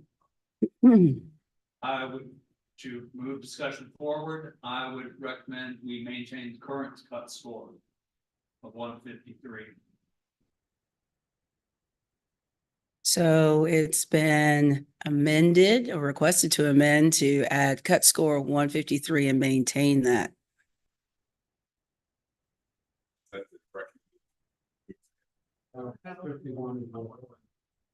Right. But it'd be the same with that. It's a different assessment, correct? Right.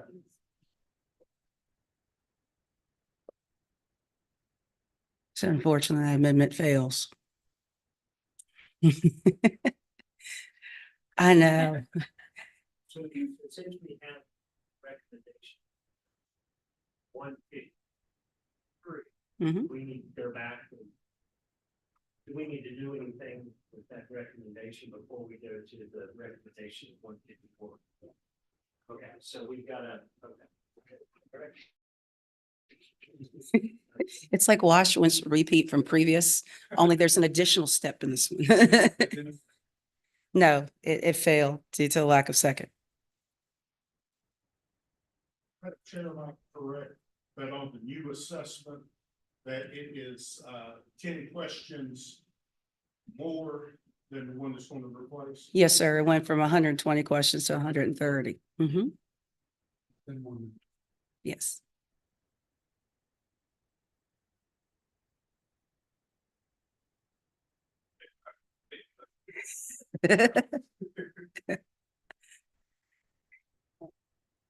Sorry, I hope I'm keeping track of what's going on here. I'm making an amendment to the original motion. Recommend to replace Family Consumer Sciences 5122 with Family Consumer Sciences 5123 with the recommended cut score of 151.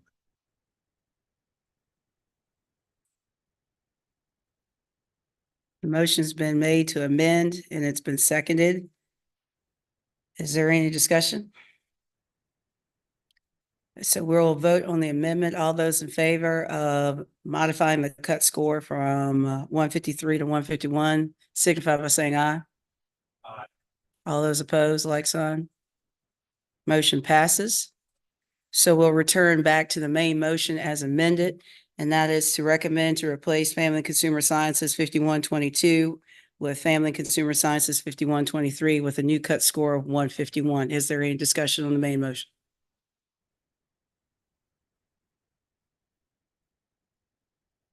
Hearing none, we'll proceed to vote. All those in favor signify by saying aye. Aye. Any opposed, like sign. Motion passes. Yay. Okay. So we now have next on our agenda, Mr. Gilstrap with item number 3, and I will move away from this computer.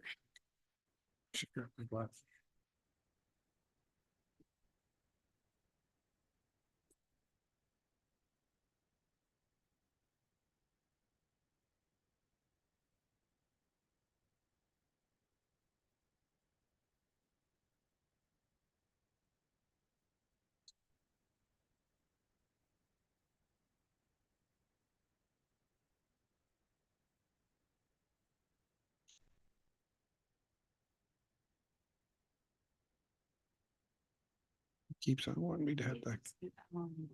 It just wants me to go and stop and then start again.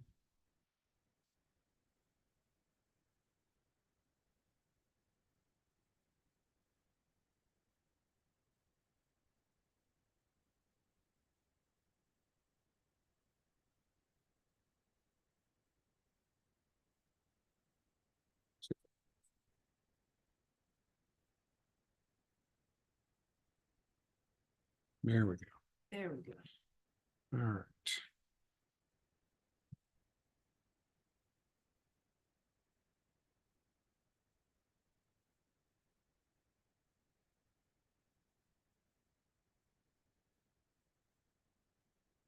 Okay, so we're back to item 3 from last board meeting.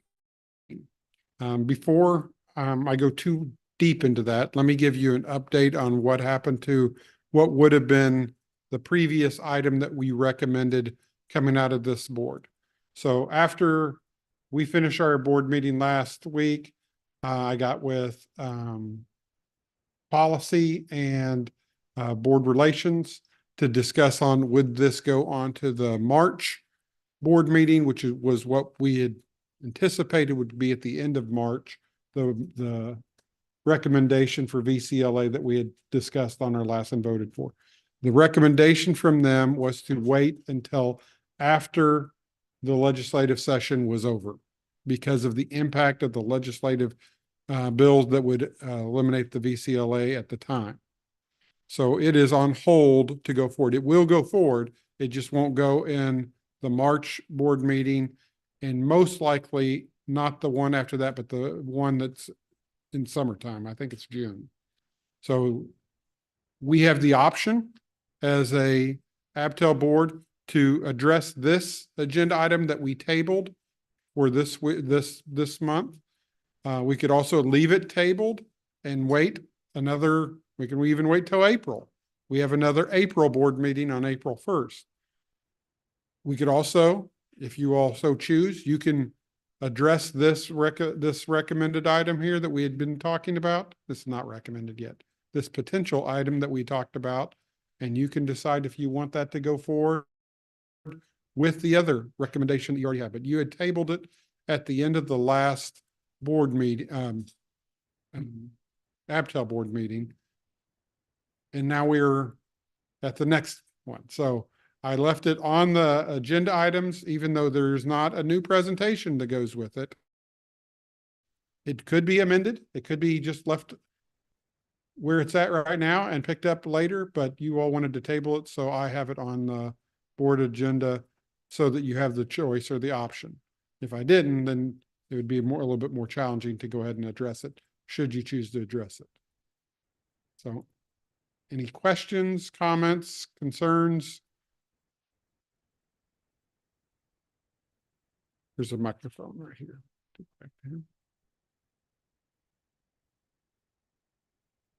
Thank you, Rob.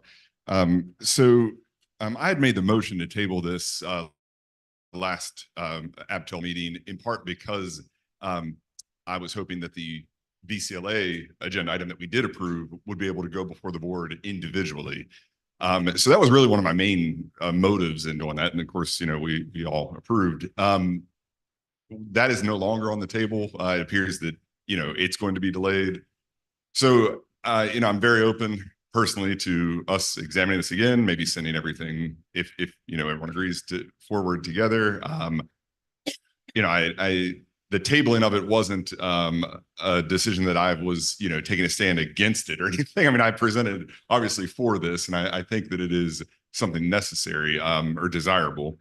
There are a lot of questions I have about sort of what the process looks like for superintendents, and I don't know that I have answers to all of those questions right now. So I don't know. I'm just sharing some of my own thoughts with you all about this, since I presented about it at the last Abtel meeting. But I'm really open to whatever you all think, would be best. If anyone has other comments or thoughts.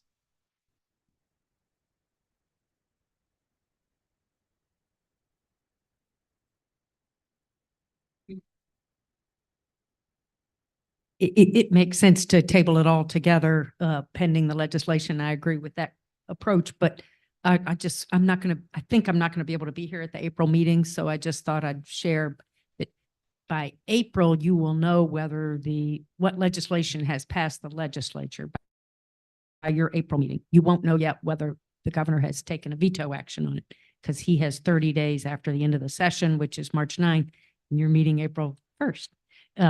But my thought would be that you may want to go forward with all of it, get your policy advice and get your attorney general's advice if you need it, and go forward with your thoughts on this matter in light of whatever the legislature has done on April 1, on the assumption that the governor doesn't veto the bill. And you could even put that in your, recommend to the board, if HB 731 is passed into law, then we recommend ABC. Because if you don't do it in April, then it won't be until October. So you could do it contingent. And it could be that possibly you'll be able to get some indication from the governor's office, but if I remember correctly, he has 30 days. For most bills, he has 30 days from the end of the session to decide whether to veto or not. And then the General Assembly has, on April 17th, they come back for what they call the veto session, when they have a chance to override. But this is not likely something they would override, would be my guess. So, but it looks like it's going to pass. I mean, it's definitely on track to pass. But in the VCLA, but in that modified form, that I'm not clear whether it eliminates the VCLA or whether it just gives the board permission to eliminate the VCLA. So Rob's colleagues are going to help you figure that out.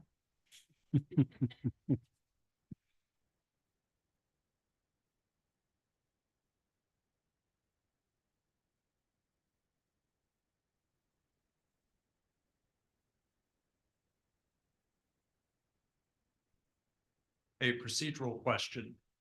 Do we need to make a motion regarding the item as presented before any further modification can be made, such as was just mentioned? I think so. Yes. I think so. Yeah, I believe so. Then I would make the motion to move forward with item 3 on the agenda as presented.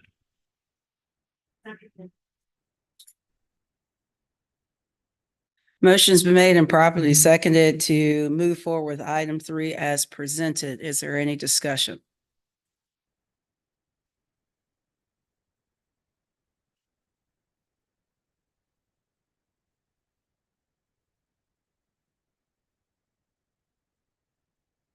So just a quick recap, where this came from is that currently superintendents can waive testing requirements for folks who have a provisional license. And what we were thinking about when we put this together, I know this is just a quick recap, is that EPPs have students that cannot go through their entire program because of meeting test requirements.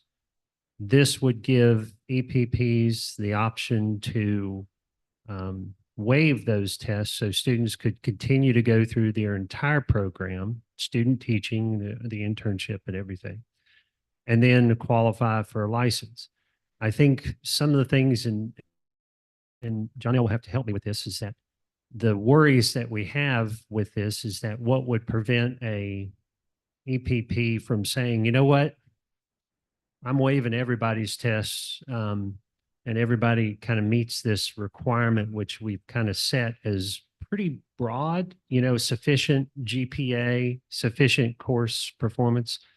So what would prevent a EPP from saying, you know what, we've set the GPA as a 2.0 and sufficient course performance is a C. I mean, I hope that that would not happen, but there's a chance that it could happen, that an EPP could waive pretty much testing for everybody. And so I guess what I'm thinking about is, as this moves forward, where would we find most of the hitches that come along with such, a recommendation?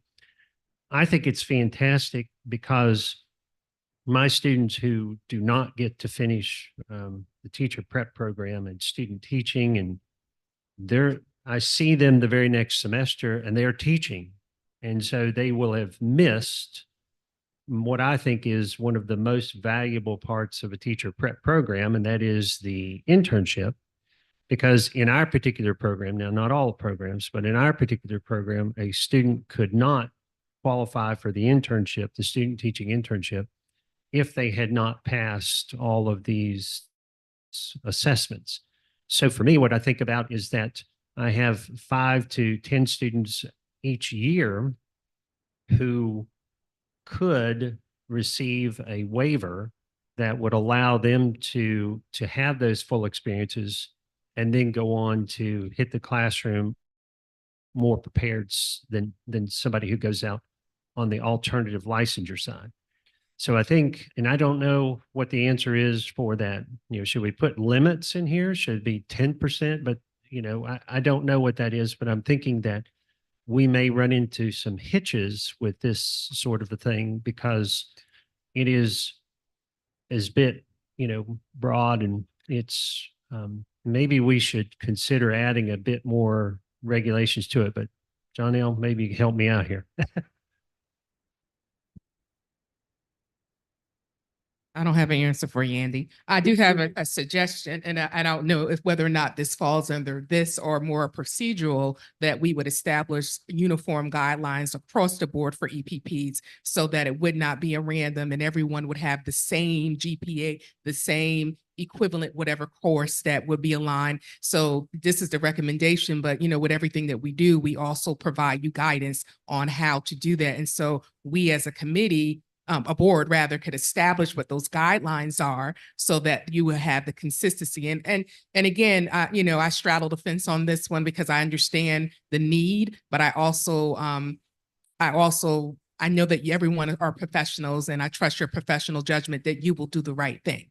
But sometimes as things goes on, and sometimes people don't always do the right thing. But I know that 99.9% of the EPPs will do the right things for our teacher candidates. But if we could do that, I imagine that would make it easier. And I know we did discuss this a little at some point, what that would look like. But I don't know whether or not that necessarily goes into the recommendation, because you don't want to be so prescriptive that, we make it so hard for ourselves. But that would be more, to me, a procedural type thing.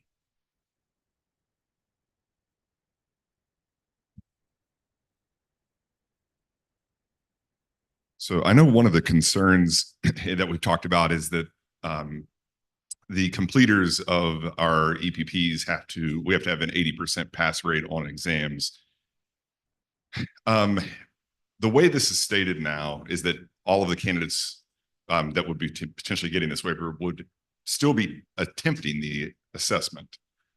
And if they're not passing, but still then staying in student teaching, completing the program and graduating, how are they going to be counted in our biennial report as far as that 80% goes? Because they are going to be completers who have not passed the exam, but they're getting the waiver. So I can just see that there's potentially, I don't know that this answers that question of concern for us as a program that wants to keep ourselves above 80%.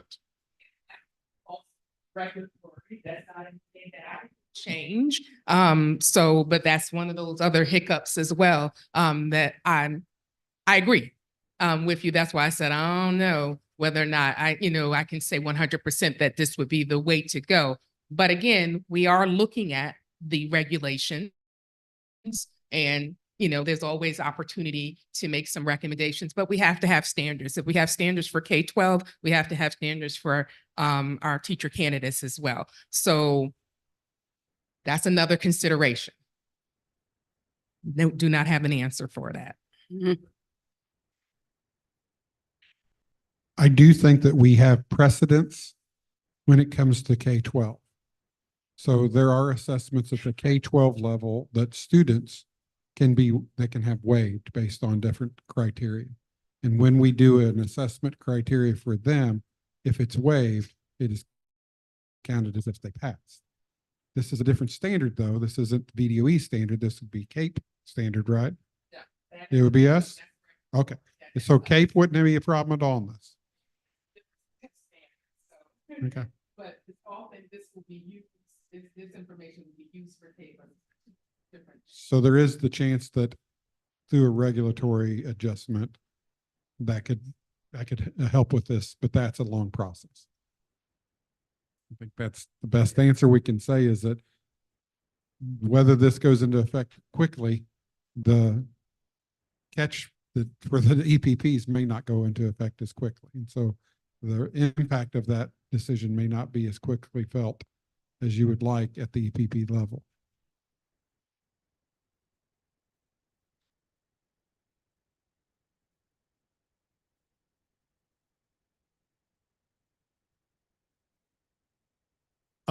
I would like to know what are the criteria that division superintendents operate under if and when they were to grant a waiver?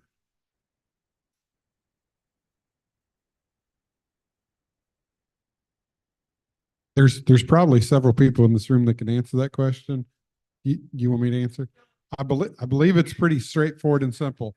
So 3 consecutive positive evaluations. They have to be eligible to get a full license, right? To go from the provisional, they have to be eligible for that. And it seems like there's one more I'm forgetting. They have to have attempted it. They do have to have attempted the assessment. I'm going to go over Shelby. Yes, it's a letter, I believe. So legislation was updated last year, changing it from having to provide 3 years of successful performance evaluations, overall meeting standards to for each year that they taught, because some people will teach 1 or 2 years under a provisional and then have to leave the profession for some reason, come back. And this new legislation made it possible for us to, as superintendents, give them an extension if their performance evaluations and everything were great for the time that they did teach. So it's for each year that they taught under the provisional. That's a lot of That would take into account the extensions as well, probably. That would, because 3 is the standard, but we have a lot of teachers that have more than 3 years on their provisional because of extensions. Does the power to, I guess, grant the waiver lie in the superintendent? So it's like if they're doing it, or does it go to the VDOE for someone to check to see and say, okay, they've done all of these? Like, I guess where does the authority lie? The superintendent? Okay.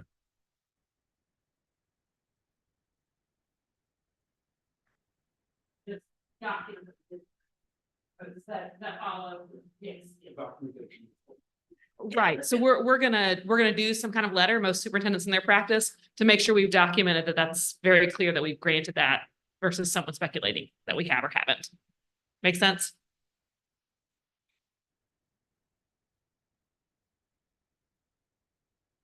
The documentation is not provided to anyone. The letter sent to VDOE, but they've already made the determination. It just seems like there's a mismatch of accountability. Like we have a ton of accountability on the part of the EPPs, and then they just take the superintendent's word for it. And I don't mean that as a slight against superintendents. It just seems like it's a lot easier on one side than it is on the other. I think that's what we're trying to solve, right?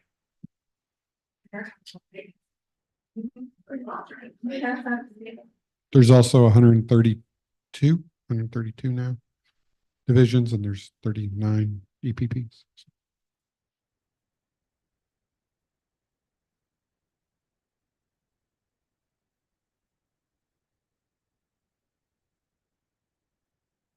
I was just gonna say, divisions do keep documentation of everything. We have copies of their performance reviews. I also reach out to every principal to confirm that they fully support us requesting the extension and that their performance has been meeting standards. And then there is a specific VDOE recommendation form that we complete, and that is up to the city. So, and all the documents are maintained with the individual's file.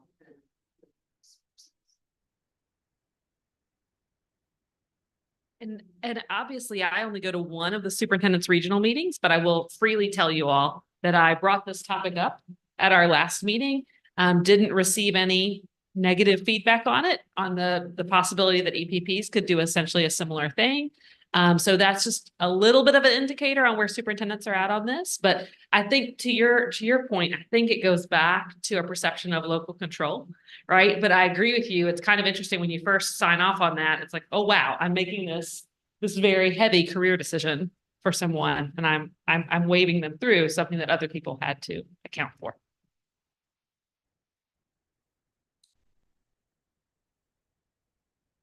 I don't think that works, quite frankly. Yeah, okay. So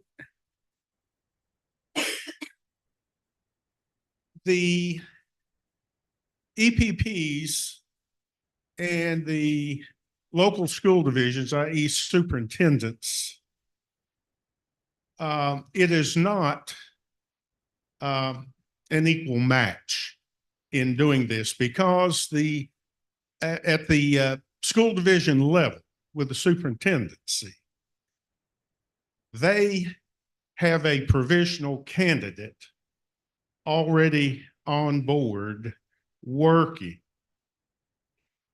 That you're taking a risk on or hoping they will be able to do this. EPPs, on the other hand, don't allow, at least many don't allow teacher interns to have their internship, or teacher prep candidates to have their internship, unless they have passed all the assessments. So there's a false equivalency between division level and EPPs. And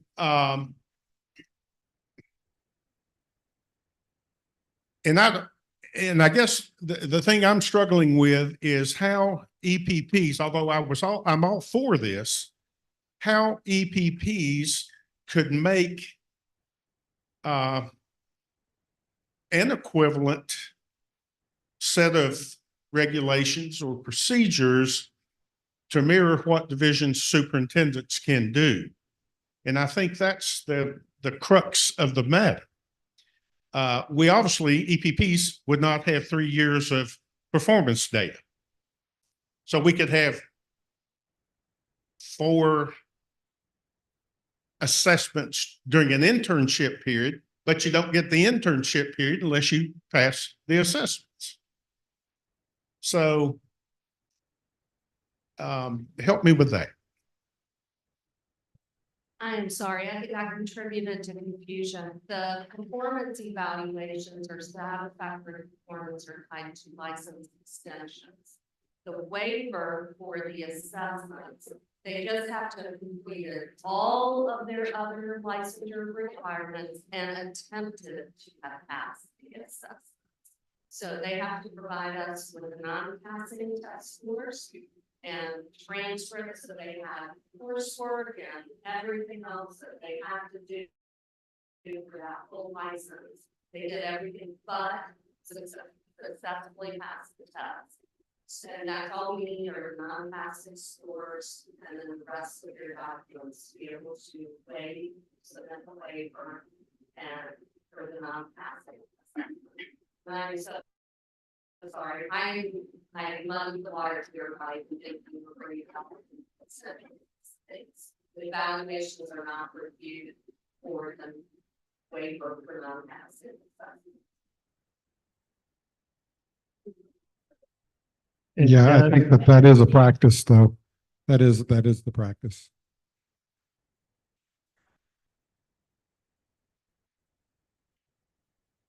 Doug, and to your question is that there's no way we can have an equal in terms of years of teaching experience and lots of different eyes and evaluations on a provisionally licensed candidate in the same way. But I think what we were thinking about was using everything that we have as evaluation instruments and also the field experiences that happen before they begin their student teaching in trying to set students up in the way that we exhaust everything that we have to evaluate whether or not that candidate would be eligible for a waiver. Now, whenever you just said that, it went through my mind is that I may actually, if I had this ability, to issue that waiver contingent on successful internship so that I could basically hold that waiver until I have some teaching experience to go along with that. We're doing a year-long internship, so that would help me with a bit more time. But yeah, the idea of having 3 years, you're right. It's not equal. It's different. But yeah.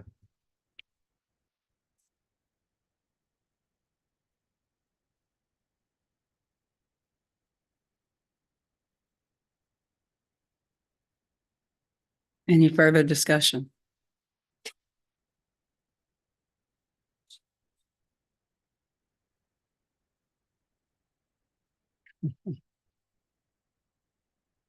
Yeah, I just don't know. I could speculate. I mean, the board has been inclined to, on the one hand, wants more rigorous standards in every which way. And on the other hand, wants to help divisions and the Commonwealth address teacher shortages. And I got nothing. But all I got is that when you all come to the board on this, I don't think it's an easy call. And therefore, I think you've got to both have your ducks in a row and make a good presentation and come ready to answer questions. All that by way of saying what I said at the beginning. I have no idea.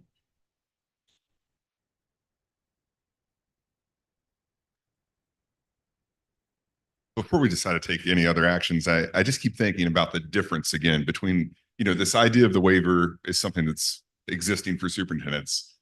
And I think there are different motives, right? There's a different aim for a superintendent wanting to have someone who's demonstrated their proficiency, having trouble with the test, keeping them in the classroom. And I mean, it's different in the way that, again, we're using this as the sort of the cut point for continuation in our program. And I mean, I would, at least from my perspective, and I don't know if Peggy and Andy agree or not, but that the most important thing for us is to keep our students in our programs through to the end because of that mentored experience they have during student teaching or their internship. I mean, if there's another way to do that, I would be open to that. I mean, to me, that's the number one priority. I mean, ultimately, this would, also keep people, I guess, on a path into the profession, and it would meet maybe some other, things we desire broadly about, addressing the teacher shortage. But I don't know. I just want to share that. I mean, to me, it's about keeping these students in the program and not being penalized for it so that they can continue through and become the best teacher possible. I mean, I don't know. Am I assessing that incorrectly? I mean, Also, just to kind of give you some context, and this is anecdotal, but excuse me.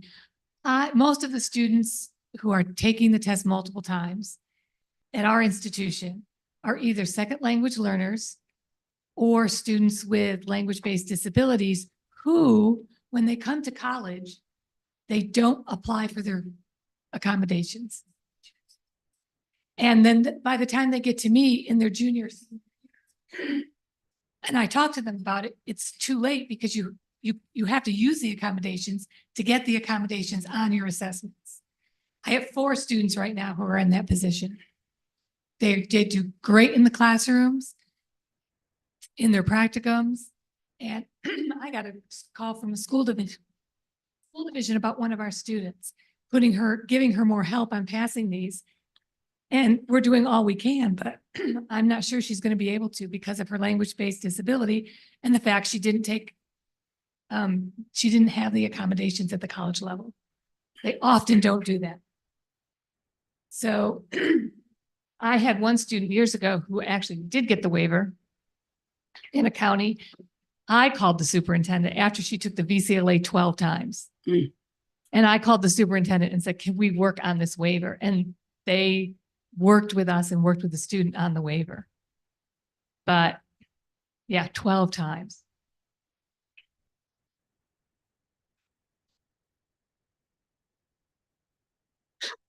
I'm just wondering, what is the barrier to a student in an education program who is not passing their exams to still be able to finish the entire education program, including the internship, without passing the exams? Are those rules set by the institutions, or were those rules set by the state? Because if you guys changed those rules and allowed them to continue on all the way through the program and graduate with a bachelor's in education or whatever, even without passing the praxis, then those divisions could hire them on a provisional license and waive those exams, and they could move on into a successful teaching career.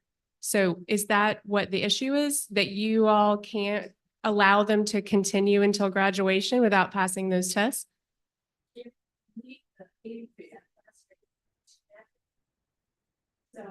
So it's a regulatory change that would have to let that happen. Policies, regulatory requirement. So. So think of it this way, so for every 10 students that we accept into the teacher ed program, For every 10 students, not exactly right, but every 10 students that you accept into a particular endorsement, like pre-K through 6 or SPED or something like that, then 8 of those must complete your program. And completion means that they've done everything from, the student teaching and all the testing, and you have applied for their license. So really you have 80% that you must meet. And if you don't meet that, then your program goes into kind of like an improvement program that they're trying to help you figure out why those numbers are low. So what most EPPs do is that you monitor that number very, very closely, and you can't accept students or you can't keep them in your program or accept them into your program if you don't think that they're going to complete your program. Just making sure that wasn't your choice. That was being something you were being forced to do by the state. it's the biannual, I guess that's. Let's just go over there. Because if that could be changed and a student could be allowed to graduate with an education degree without those practices. I mean, it seems like that would also address this issue, and it's not like it's going to open the floodgates of candidates, but at the same time, this would solve this issue. Not that that's the right way to do it. I don't know if the answer is to make it easier, but at the same time, can someone graduate with a degree in accounting without having passed the professional accounting exams and then go on later to pass those exams? Like, we've made it a lot harder, it seems. And if this solution isn't going to work, maybe there are other solutions. Just for clarification, and so when we talk about program completer, well, there are 3 components that they have to do. They have to complete the coursework, they have to complete the assessments, and they have to do the internship. And I'm using particular language because it's significant when we look at it. And so that's what the expectation is for EPPs and their candidates. Most EPPs will have gateways to ensure that individual is going to meet all three. So in turn, they will say that if you didn't pass this assessment, they're not going to move you on to your internship so that they can ensure that the candidates meet that 80% threshold. So it's a lot of, when you look at the regs, there are a lot of different little pieces. We have the biennial report, but those three other pieces, that is what we define as a program completer that they have to abide by. Would completing the waiver impact your failure scores? Because those failure tests would then count for 80%. Would that deter people from filling out the waiver because the failing scores would that impact it at all?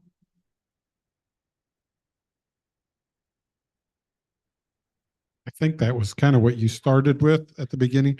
And I think the answer is it all depends. Does the waiver substitute for a passing score, or does the waiver leave you stranded with the one failing score and nothing to follow? And that would probably be something that it would have to be determined whether or not that was the case.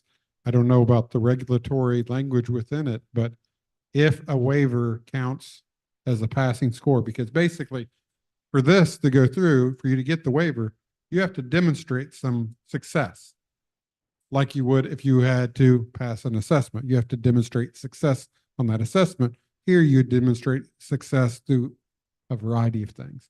And so if that success in that waiver process substitutes for a, passing score on the assessment, then it wouldn't impact their on the 80. But if it didn't, you're just letting them go forward and the EPP is taking the hit.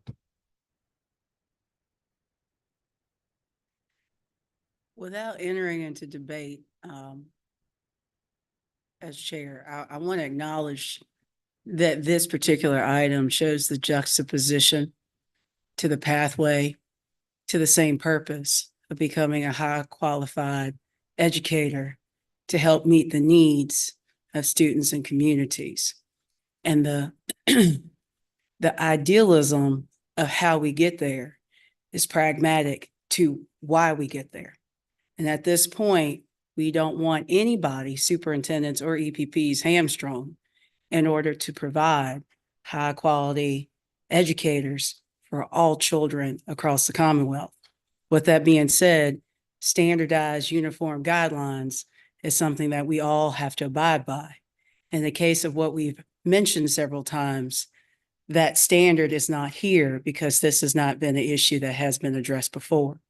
So I think the beauty of this is the precedent and the process that we're establishing in the conversation, but understanding that we're still trying to get to that same common point of high quality public educators as a whole to fit the needs of students and communities across the Commonwealth. And however we need to do that to make sure that we have uniform guidelines on both segments to ensure that happens.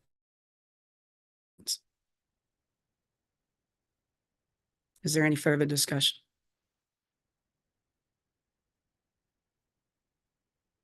So obviously this is complex, right? So I'm thinking about how, based on the comment Mary offered, that there could be other alternatives.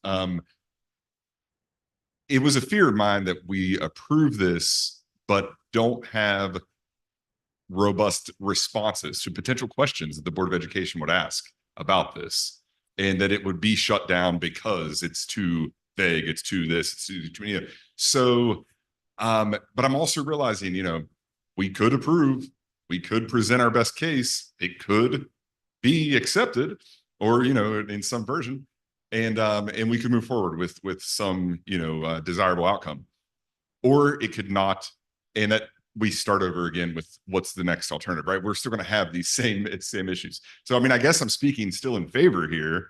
And, because I realize our conversation is maybe coming to a close, and if we're going to have any vote. So that's my last comment, I figured.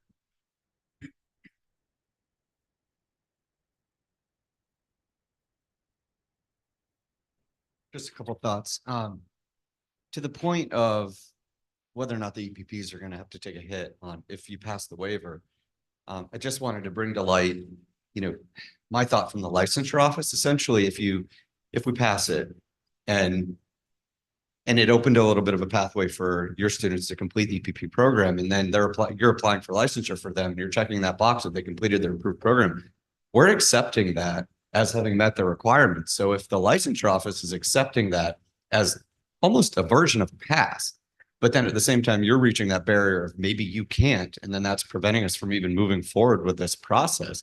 It just seems like, I wonder if there could even be language added to acknowledge that this would be considered, there's a more eloquent way to say it, but a version of passing, because if the licensure office is accepting it and then we're processing the license, and then just on a broader kind of message from my department, as I listen to this conversation, I just really absorb how critically important continuing to push through this process is going to be, because what we don't want are our EPP students, our students who are going through these approved programs, to become our alternate route candidates. And I think I just wanted to highlight that point on the record, that that is not what the alternate routes are designed for. We need more students coming out of EPP so they can be licensed in the first place and not finding these alternate ways. I've had students who change, well, I'm speaking to all of you, who change majors at the last second, and then they don't complete your program, and then they come to us through an alternate route, through a provisional. Provisional licenses are fantastic, but we don't want students who could have otherwise completed an approved program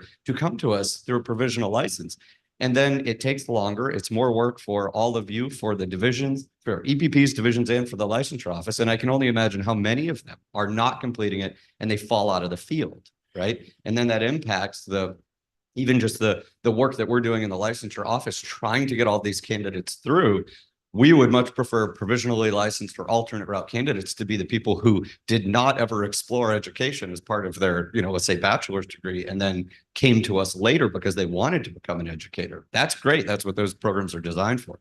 But I just see the importance of this, and I love that we're talking about it, but I'd hate to see it kind of get tabled again. I think this is something that we're so close to a solution. And I just wanted to say, from my department, it will have a big impact on our ability to process licenses, so we don't get backlogged with provisionals that never should have been a provisional, or students who go into an alternate route that never should have had to do that. And then just circling back to that point, we're accepting it as a completed program and issuing licensure, then there has to be a way for you to be able to show that as an acceptable form of meeting this criteria, this 80%. They just, they butt up against each other for saying we can accept one, but not the other.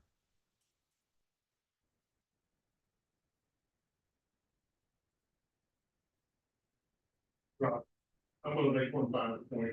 That's what in the previous discussion I had with Eric, if the General Assembly, if the House bill or the Senate version survives and it is passed regarding the VCLA elimination or waiver or whatever it may be, would it not render this item and the one that we recommended last time moot? Eventually, maybe.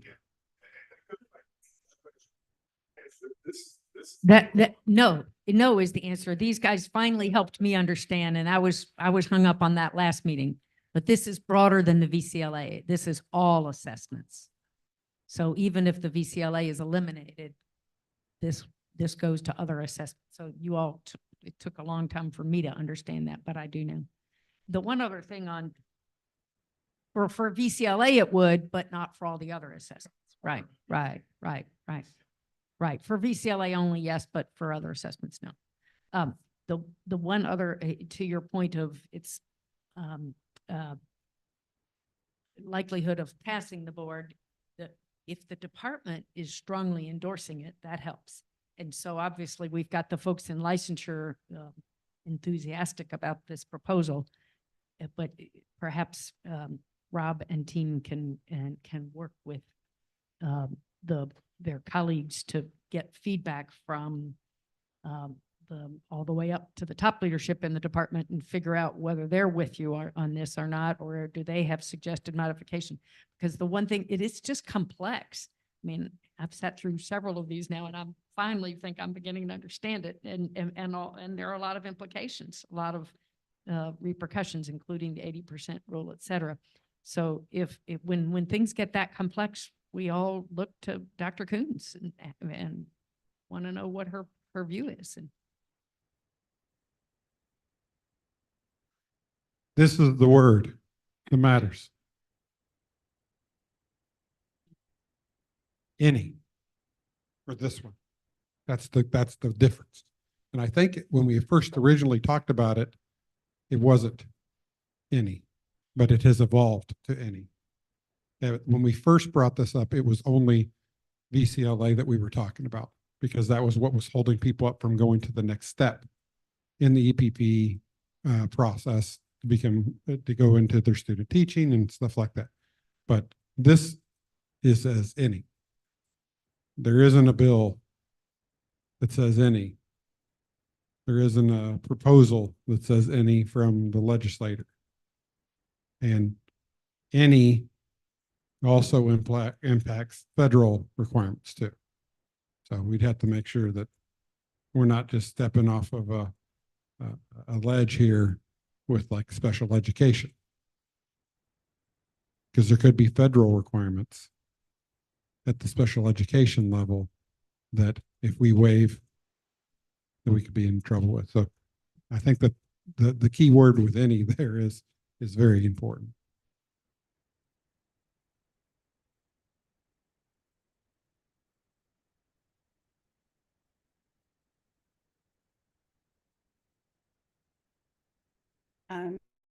No.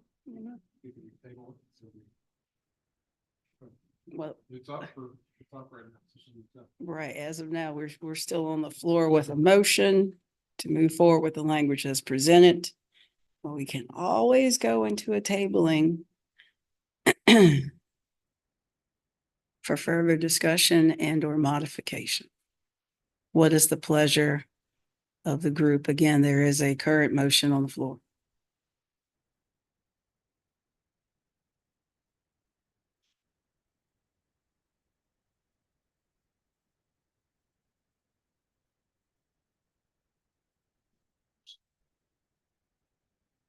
No, it currently is there. The motion is to move forward with the recommendation as presented. So currently we can move forward with that motion. That motion can be withdrawn. This item can be tabled. There are a lot of things that can be done currently, but right now the motion stands as what is stated in the language on the screen. And that's where our discussion lays at this point. If there is no more discussion, you have a motion and a second, Yes, and you would probably need to do a vote to decide if you were going to do the next. that's correct.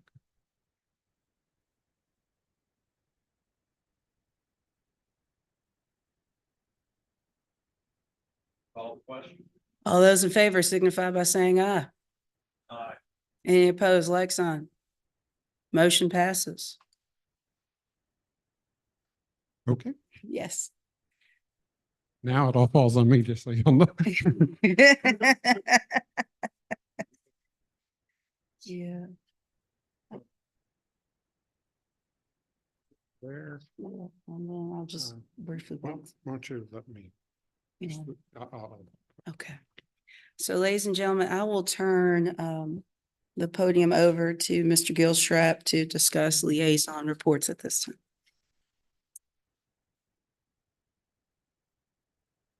So you see on the agenda that we have three liaison reports. I do not believe that Dr. Osei or Dr. Lewis isn't here, right? No, I don't see. So neither of them are here to give a report, and neither of them have sent reports for me to share with you. We did have Dr. Anthony Williams scheduled to give a brief report on CTE and the steps that CTE are taking right now, even beyond licensure. He was unable to make it, and so he sent Miss Kelly Davis in his stead, and I introduced her at the beginning of the meeting. During this meeting, she had a family emergency that required her to leave immediately. And so we are going to just move them to probably the April meeting. I will also tell you that we have scheduled for April special education to come and talk to us. So I'm excited about that. I think that will be a great opportunity. Most likely the April Abtel board meeting will be our last one for this year, unless there becomes an imminent reason for us to have another one. We wouldn't have another one until probably September. I think that's when we normally start. It's either September or August. I came on in August. So I think September was the first one, and we weren't ready for that at that point. At least I wasn't ready. I'll just say that. I wasn't ready. So our next meeting after the April one would most likely be our September, which would be the first one for next year's sessions. We will also possibly have a few new members at that time, depending on how the nomination process goes. So you'll have some new friends. We will also most likely not be at the Monroe building anymore, which could impact where we have these meetings, depending on the location and the facilities available. It could be a situation where we have Abtel meetings at wherever one of the sites for VDOE are, or it could be that we choose another hotel or another venue. So just to give you heads up that our April 1st is April Fool's Day, and the next time you meet will be very different. So it's not a joke. It is just part of the process. I'd also like to say that before we do the announcements and discussion, I want to remind everybody that it isn't. Maybe this one isn't mine. Please make sure that you sign in on the sign-in sheet for your attendance in this meeting. Sometimes I think people get so excited to get their seats and stuff, they don't sign in. So please, it's the yellow sheet over by the clock over there. I also, in lieu of a report from VDOE, I do want to say that we do have some big processes that we're about to undertake in the licensure office. We're going to do what we would call a old application blitz. What that means is, just so you understand the process for licensure, let's say you're just finished a program and it's not an EPP, and so you applied for your license, and so it's a complex license to work through. It's not as easy as one coming through an EPP, which we can handle those in a matter of days upon receiving, which is another reason why in the licensure office, we'd much prefer people to go through education preparation programs. The licensure process is just like that. But if you go through just a degree and then you go and pick up a few classes or even an alternative program, there's an evaluation process, a transcript review, possibly. And so that can slow the whole process down, especially because in our old system, you could apply for a license and not complete everything that you need, but you started the application process and then it comes to us immediately. So you could have done 3 of 5 steps and then for whatever reason, pushed pause and not gone and done the 4th and the 5th step. From a licensure standpoint, we start working on it right then. So you might say, the licensure department has had my license for 7 months. And we might say, we've had 3/5 of a license for 7 months. We're waiting for the 4th and the 5th part so that we can complete it and get you in the classroom. But that's not necessarily how an applicant always feels. Sometimes they feel like, I started this, I've paid my money, it's time for me to get my license, even though there are still steps to be met. With our new licensure system, you won't be able to apply until you've met all the requirements. So there won't be I still have 3 statutory requirements to meet, or I still have 2 classes to take. You would not be able to actually finish the application till you finish the requirements. But that has not been the case for years. So we have some license applications that are 100 days old. We have some that are 60 days old. We have some that are 2 days old. So this blitz will be our licensure team going and only looking at the most oldest license that we have in the queue. If we've already submitted to them what we would call a check letter that would say, hey, you still need to do 4 and 5 on the process, we were going to resend that message to them directly. Sometimes people don't go and check their eGov account, which is where those license information sets, and they just think that it's us taking forever. We may have already told them, you still need these statutory requirements. Once you do them, we're good to go. So we're going to do a blitz where we go through everything old and try to communicate out as much as we can directly, not through the eGov account, with those applicants. And then we're going to reset the counter on them because we have done everything we can do. We are just waiting for them to do what they can do. But there will be some people that will hit and they won't have any more requirements to be met, and we can knock those out real fast. Hopefully bringing the wait time and those that have been waiting a while because those other people were in their way to get to them, it should accelerate that. And hopefully the communication will also strengthen some people that may have thought this isn't something I can do. And this is a reminder, you only have this to do. It's only this. And that might encourage some people to complete the process and spike up application. So I just wanted to say that we're working on the details. That'll probably happen this week, if not early next week. So if you're in a division or you know people that are waiting for their license, there's a good chance that that is going to be expedited very quickly. Going back to the agenda. So the next thing on the agenda would be the announcements and discussion. Do you want me to just? So if there are any of you that have announcements or discussion outside of an item that we have already, now would be a time for you to make that announcement or enter in a discussion.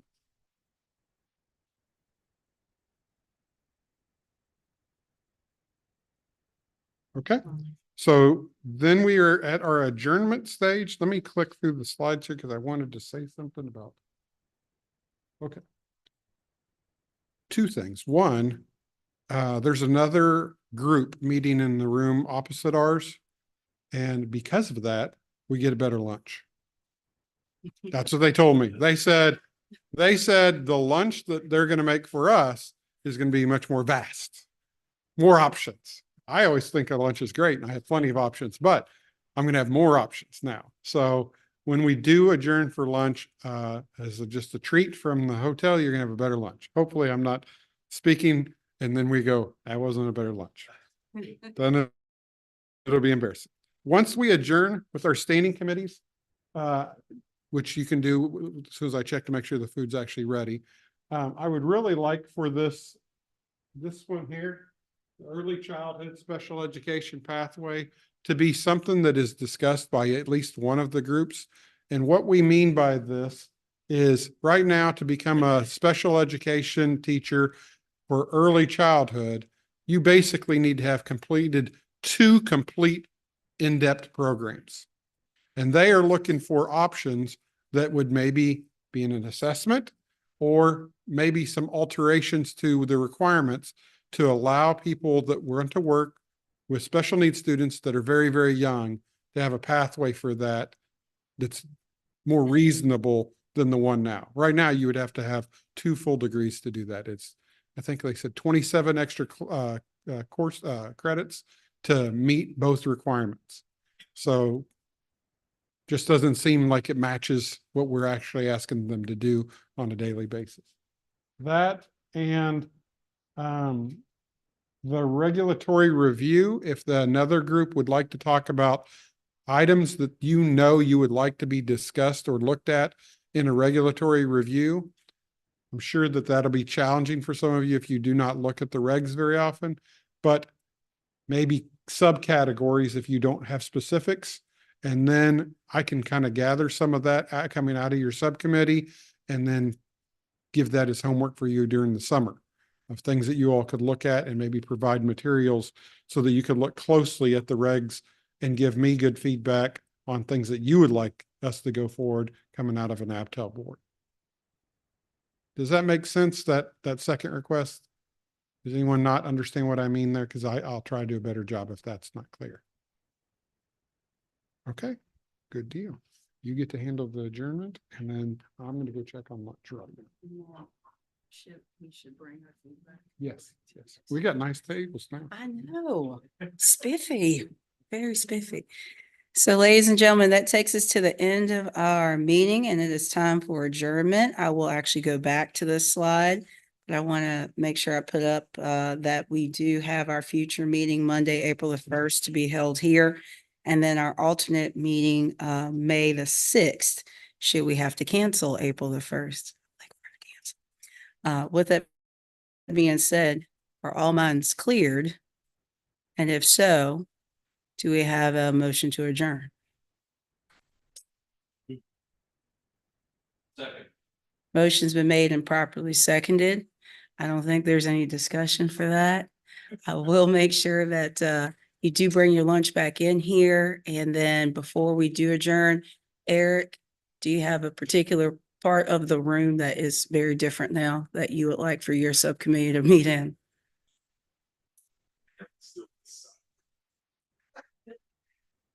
Okay, so this side will be Eric when you come back. That side will be Peggy. Again, please make certain that you do sign in on the yellow sheet.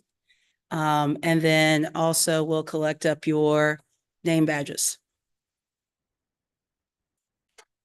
Okay, cool. So all those in favor signify by saying aye. Any opposed? Meeting stands adjourned.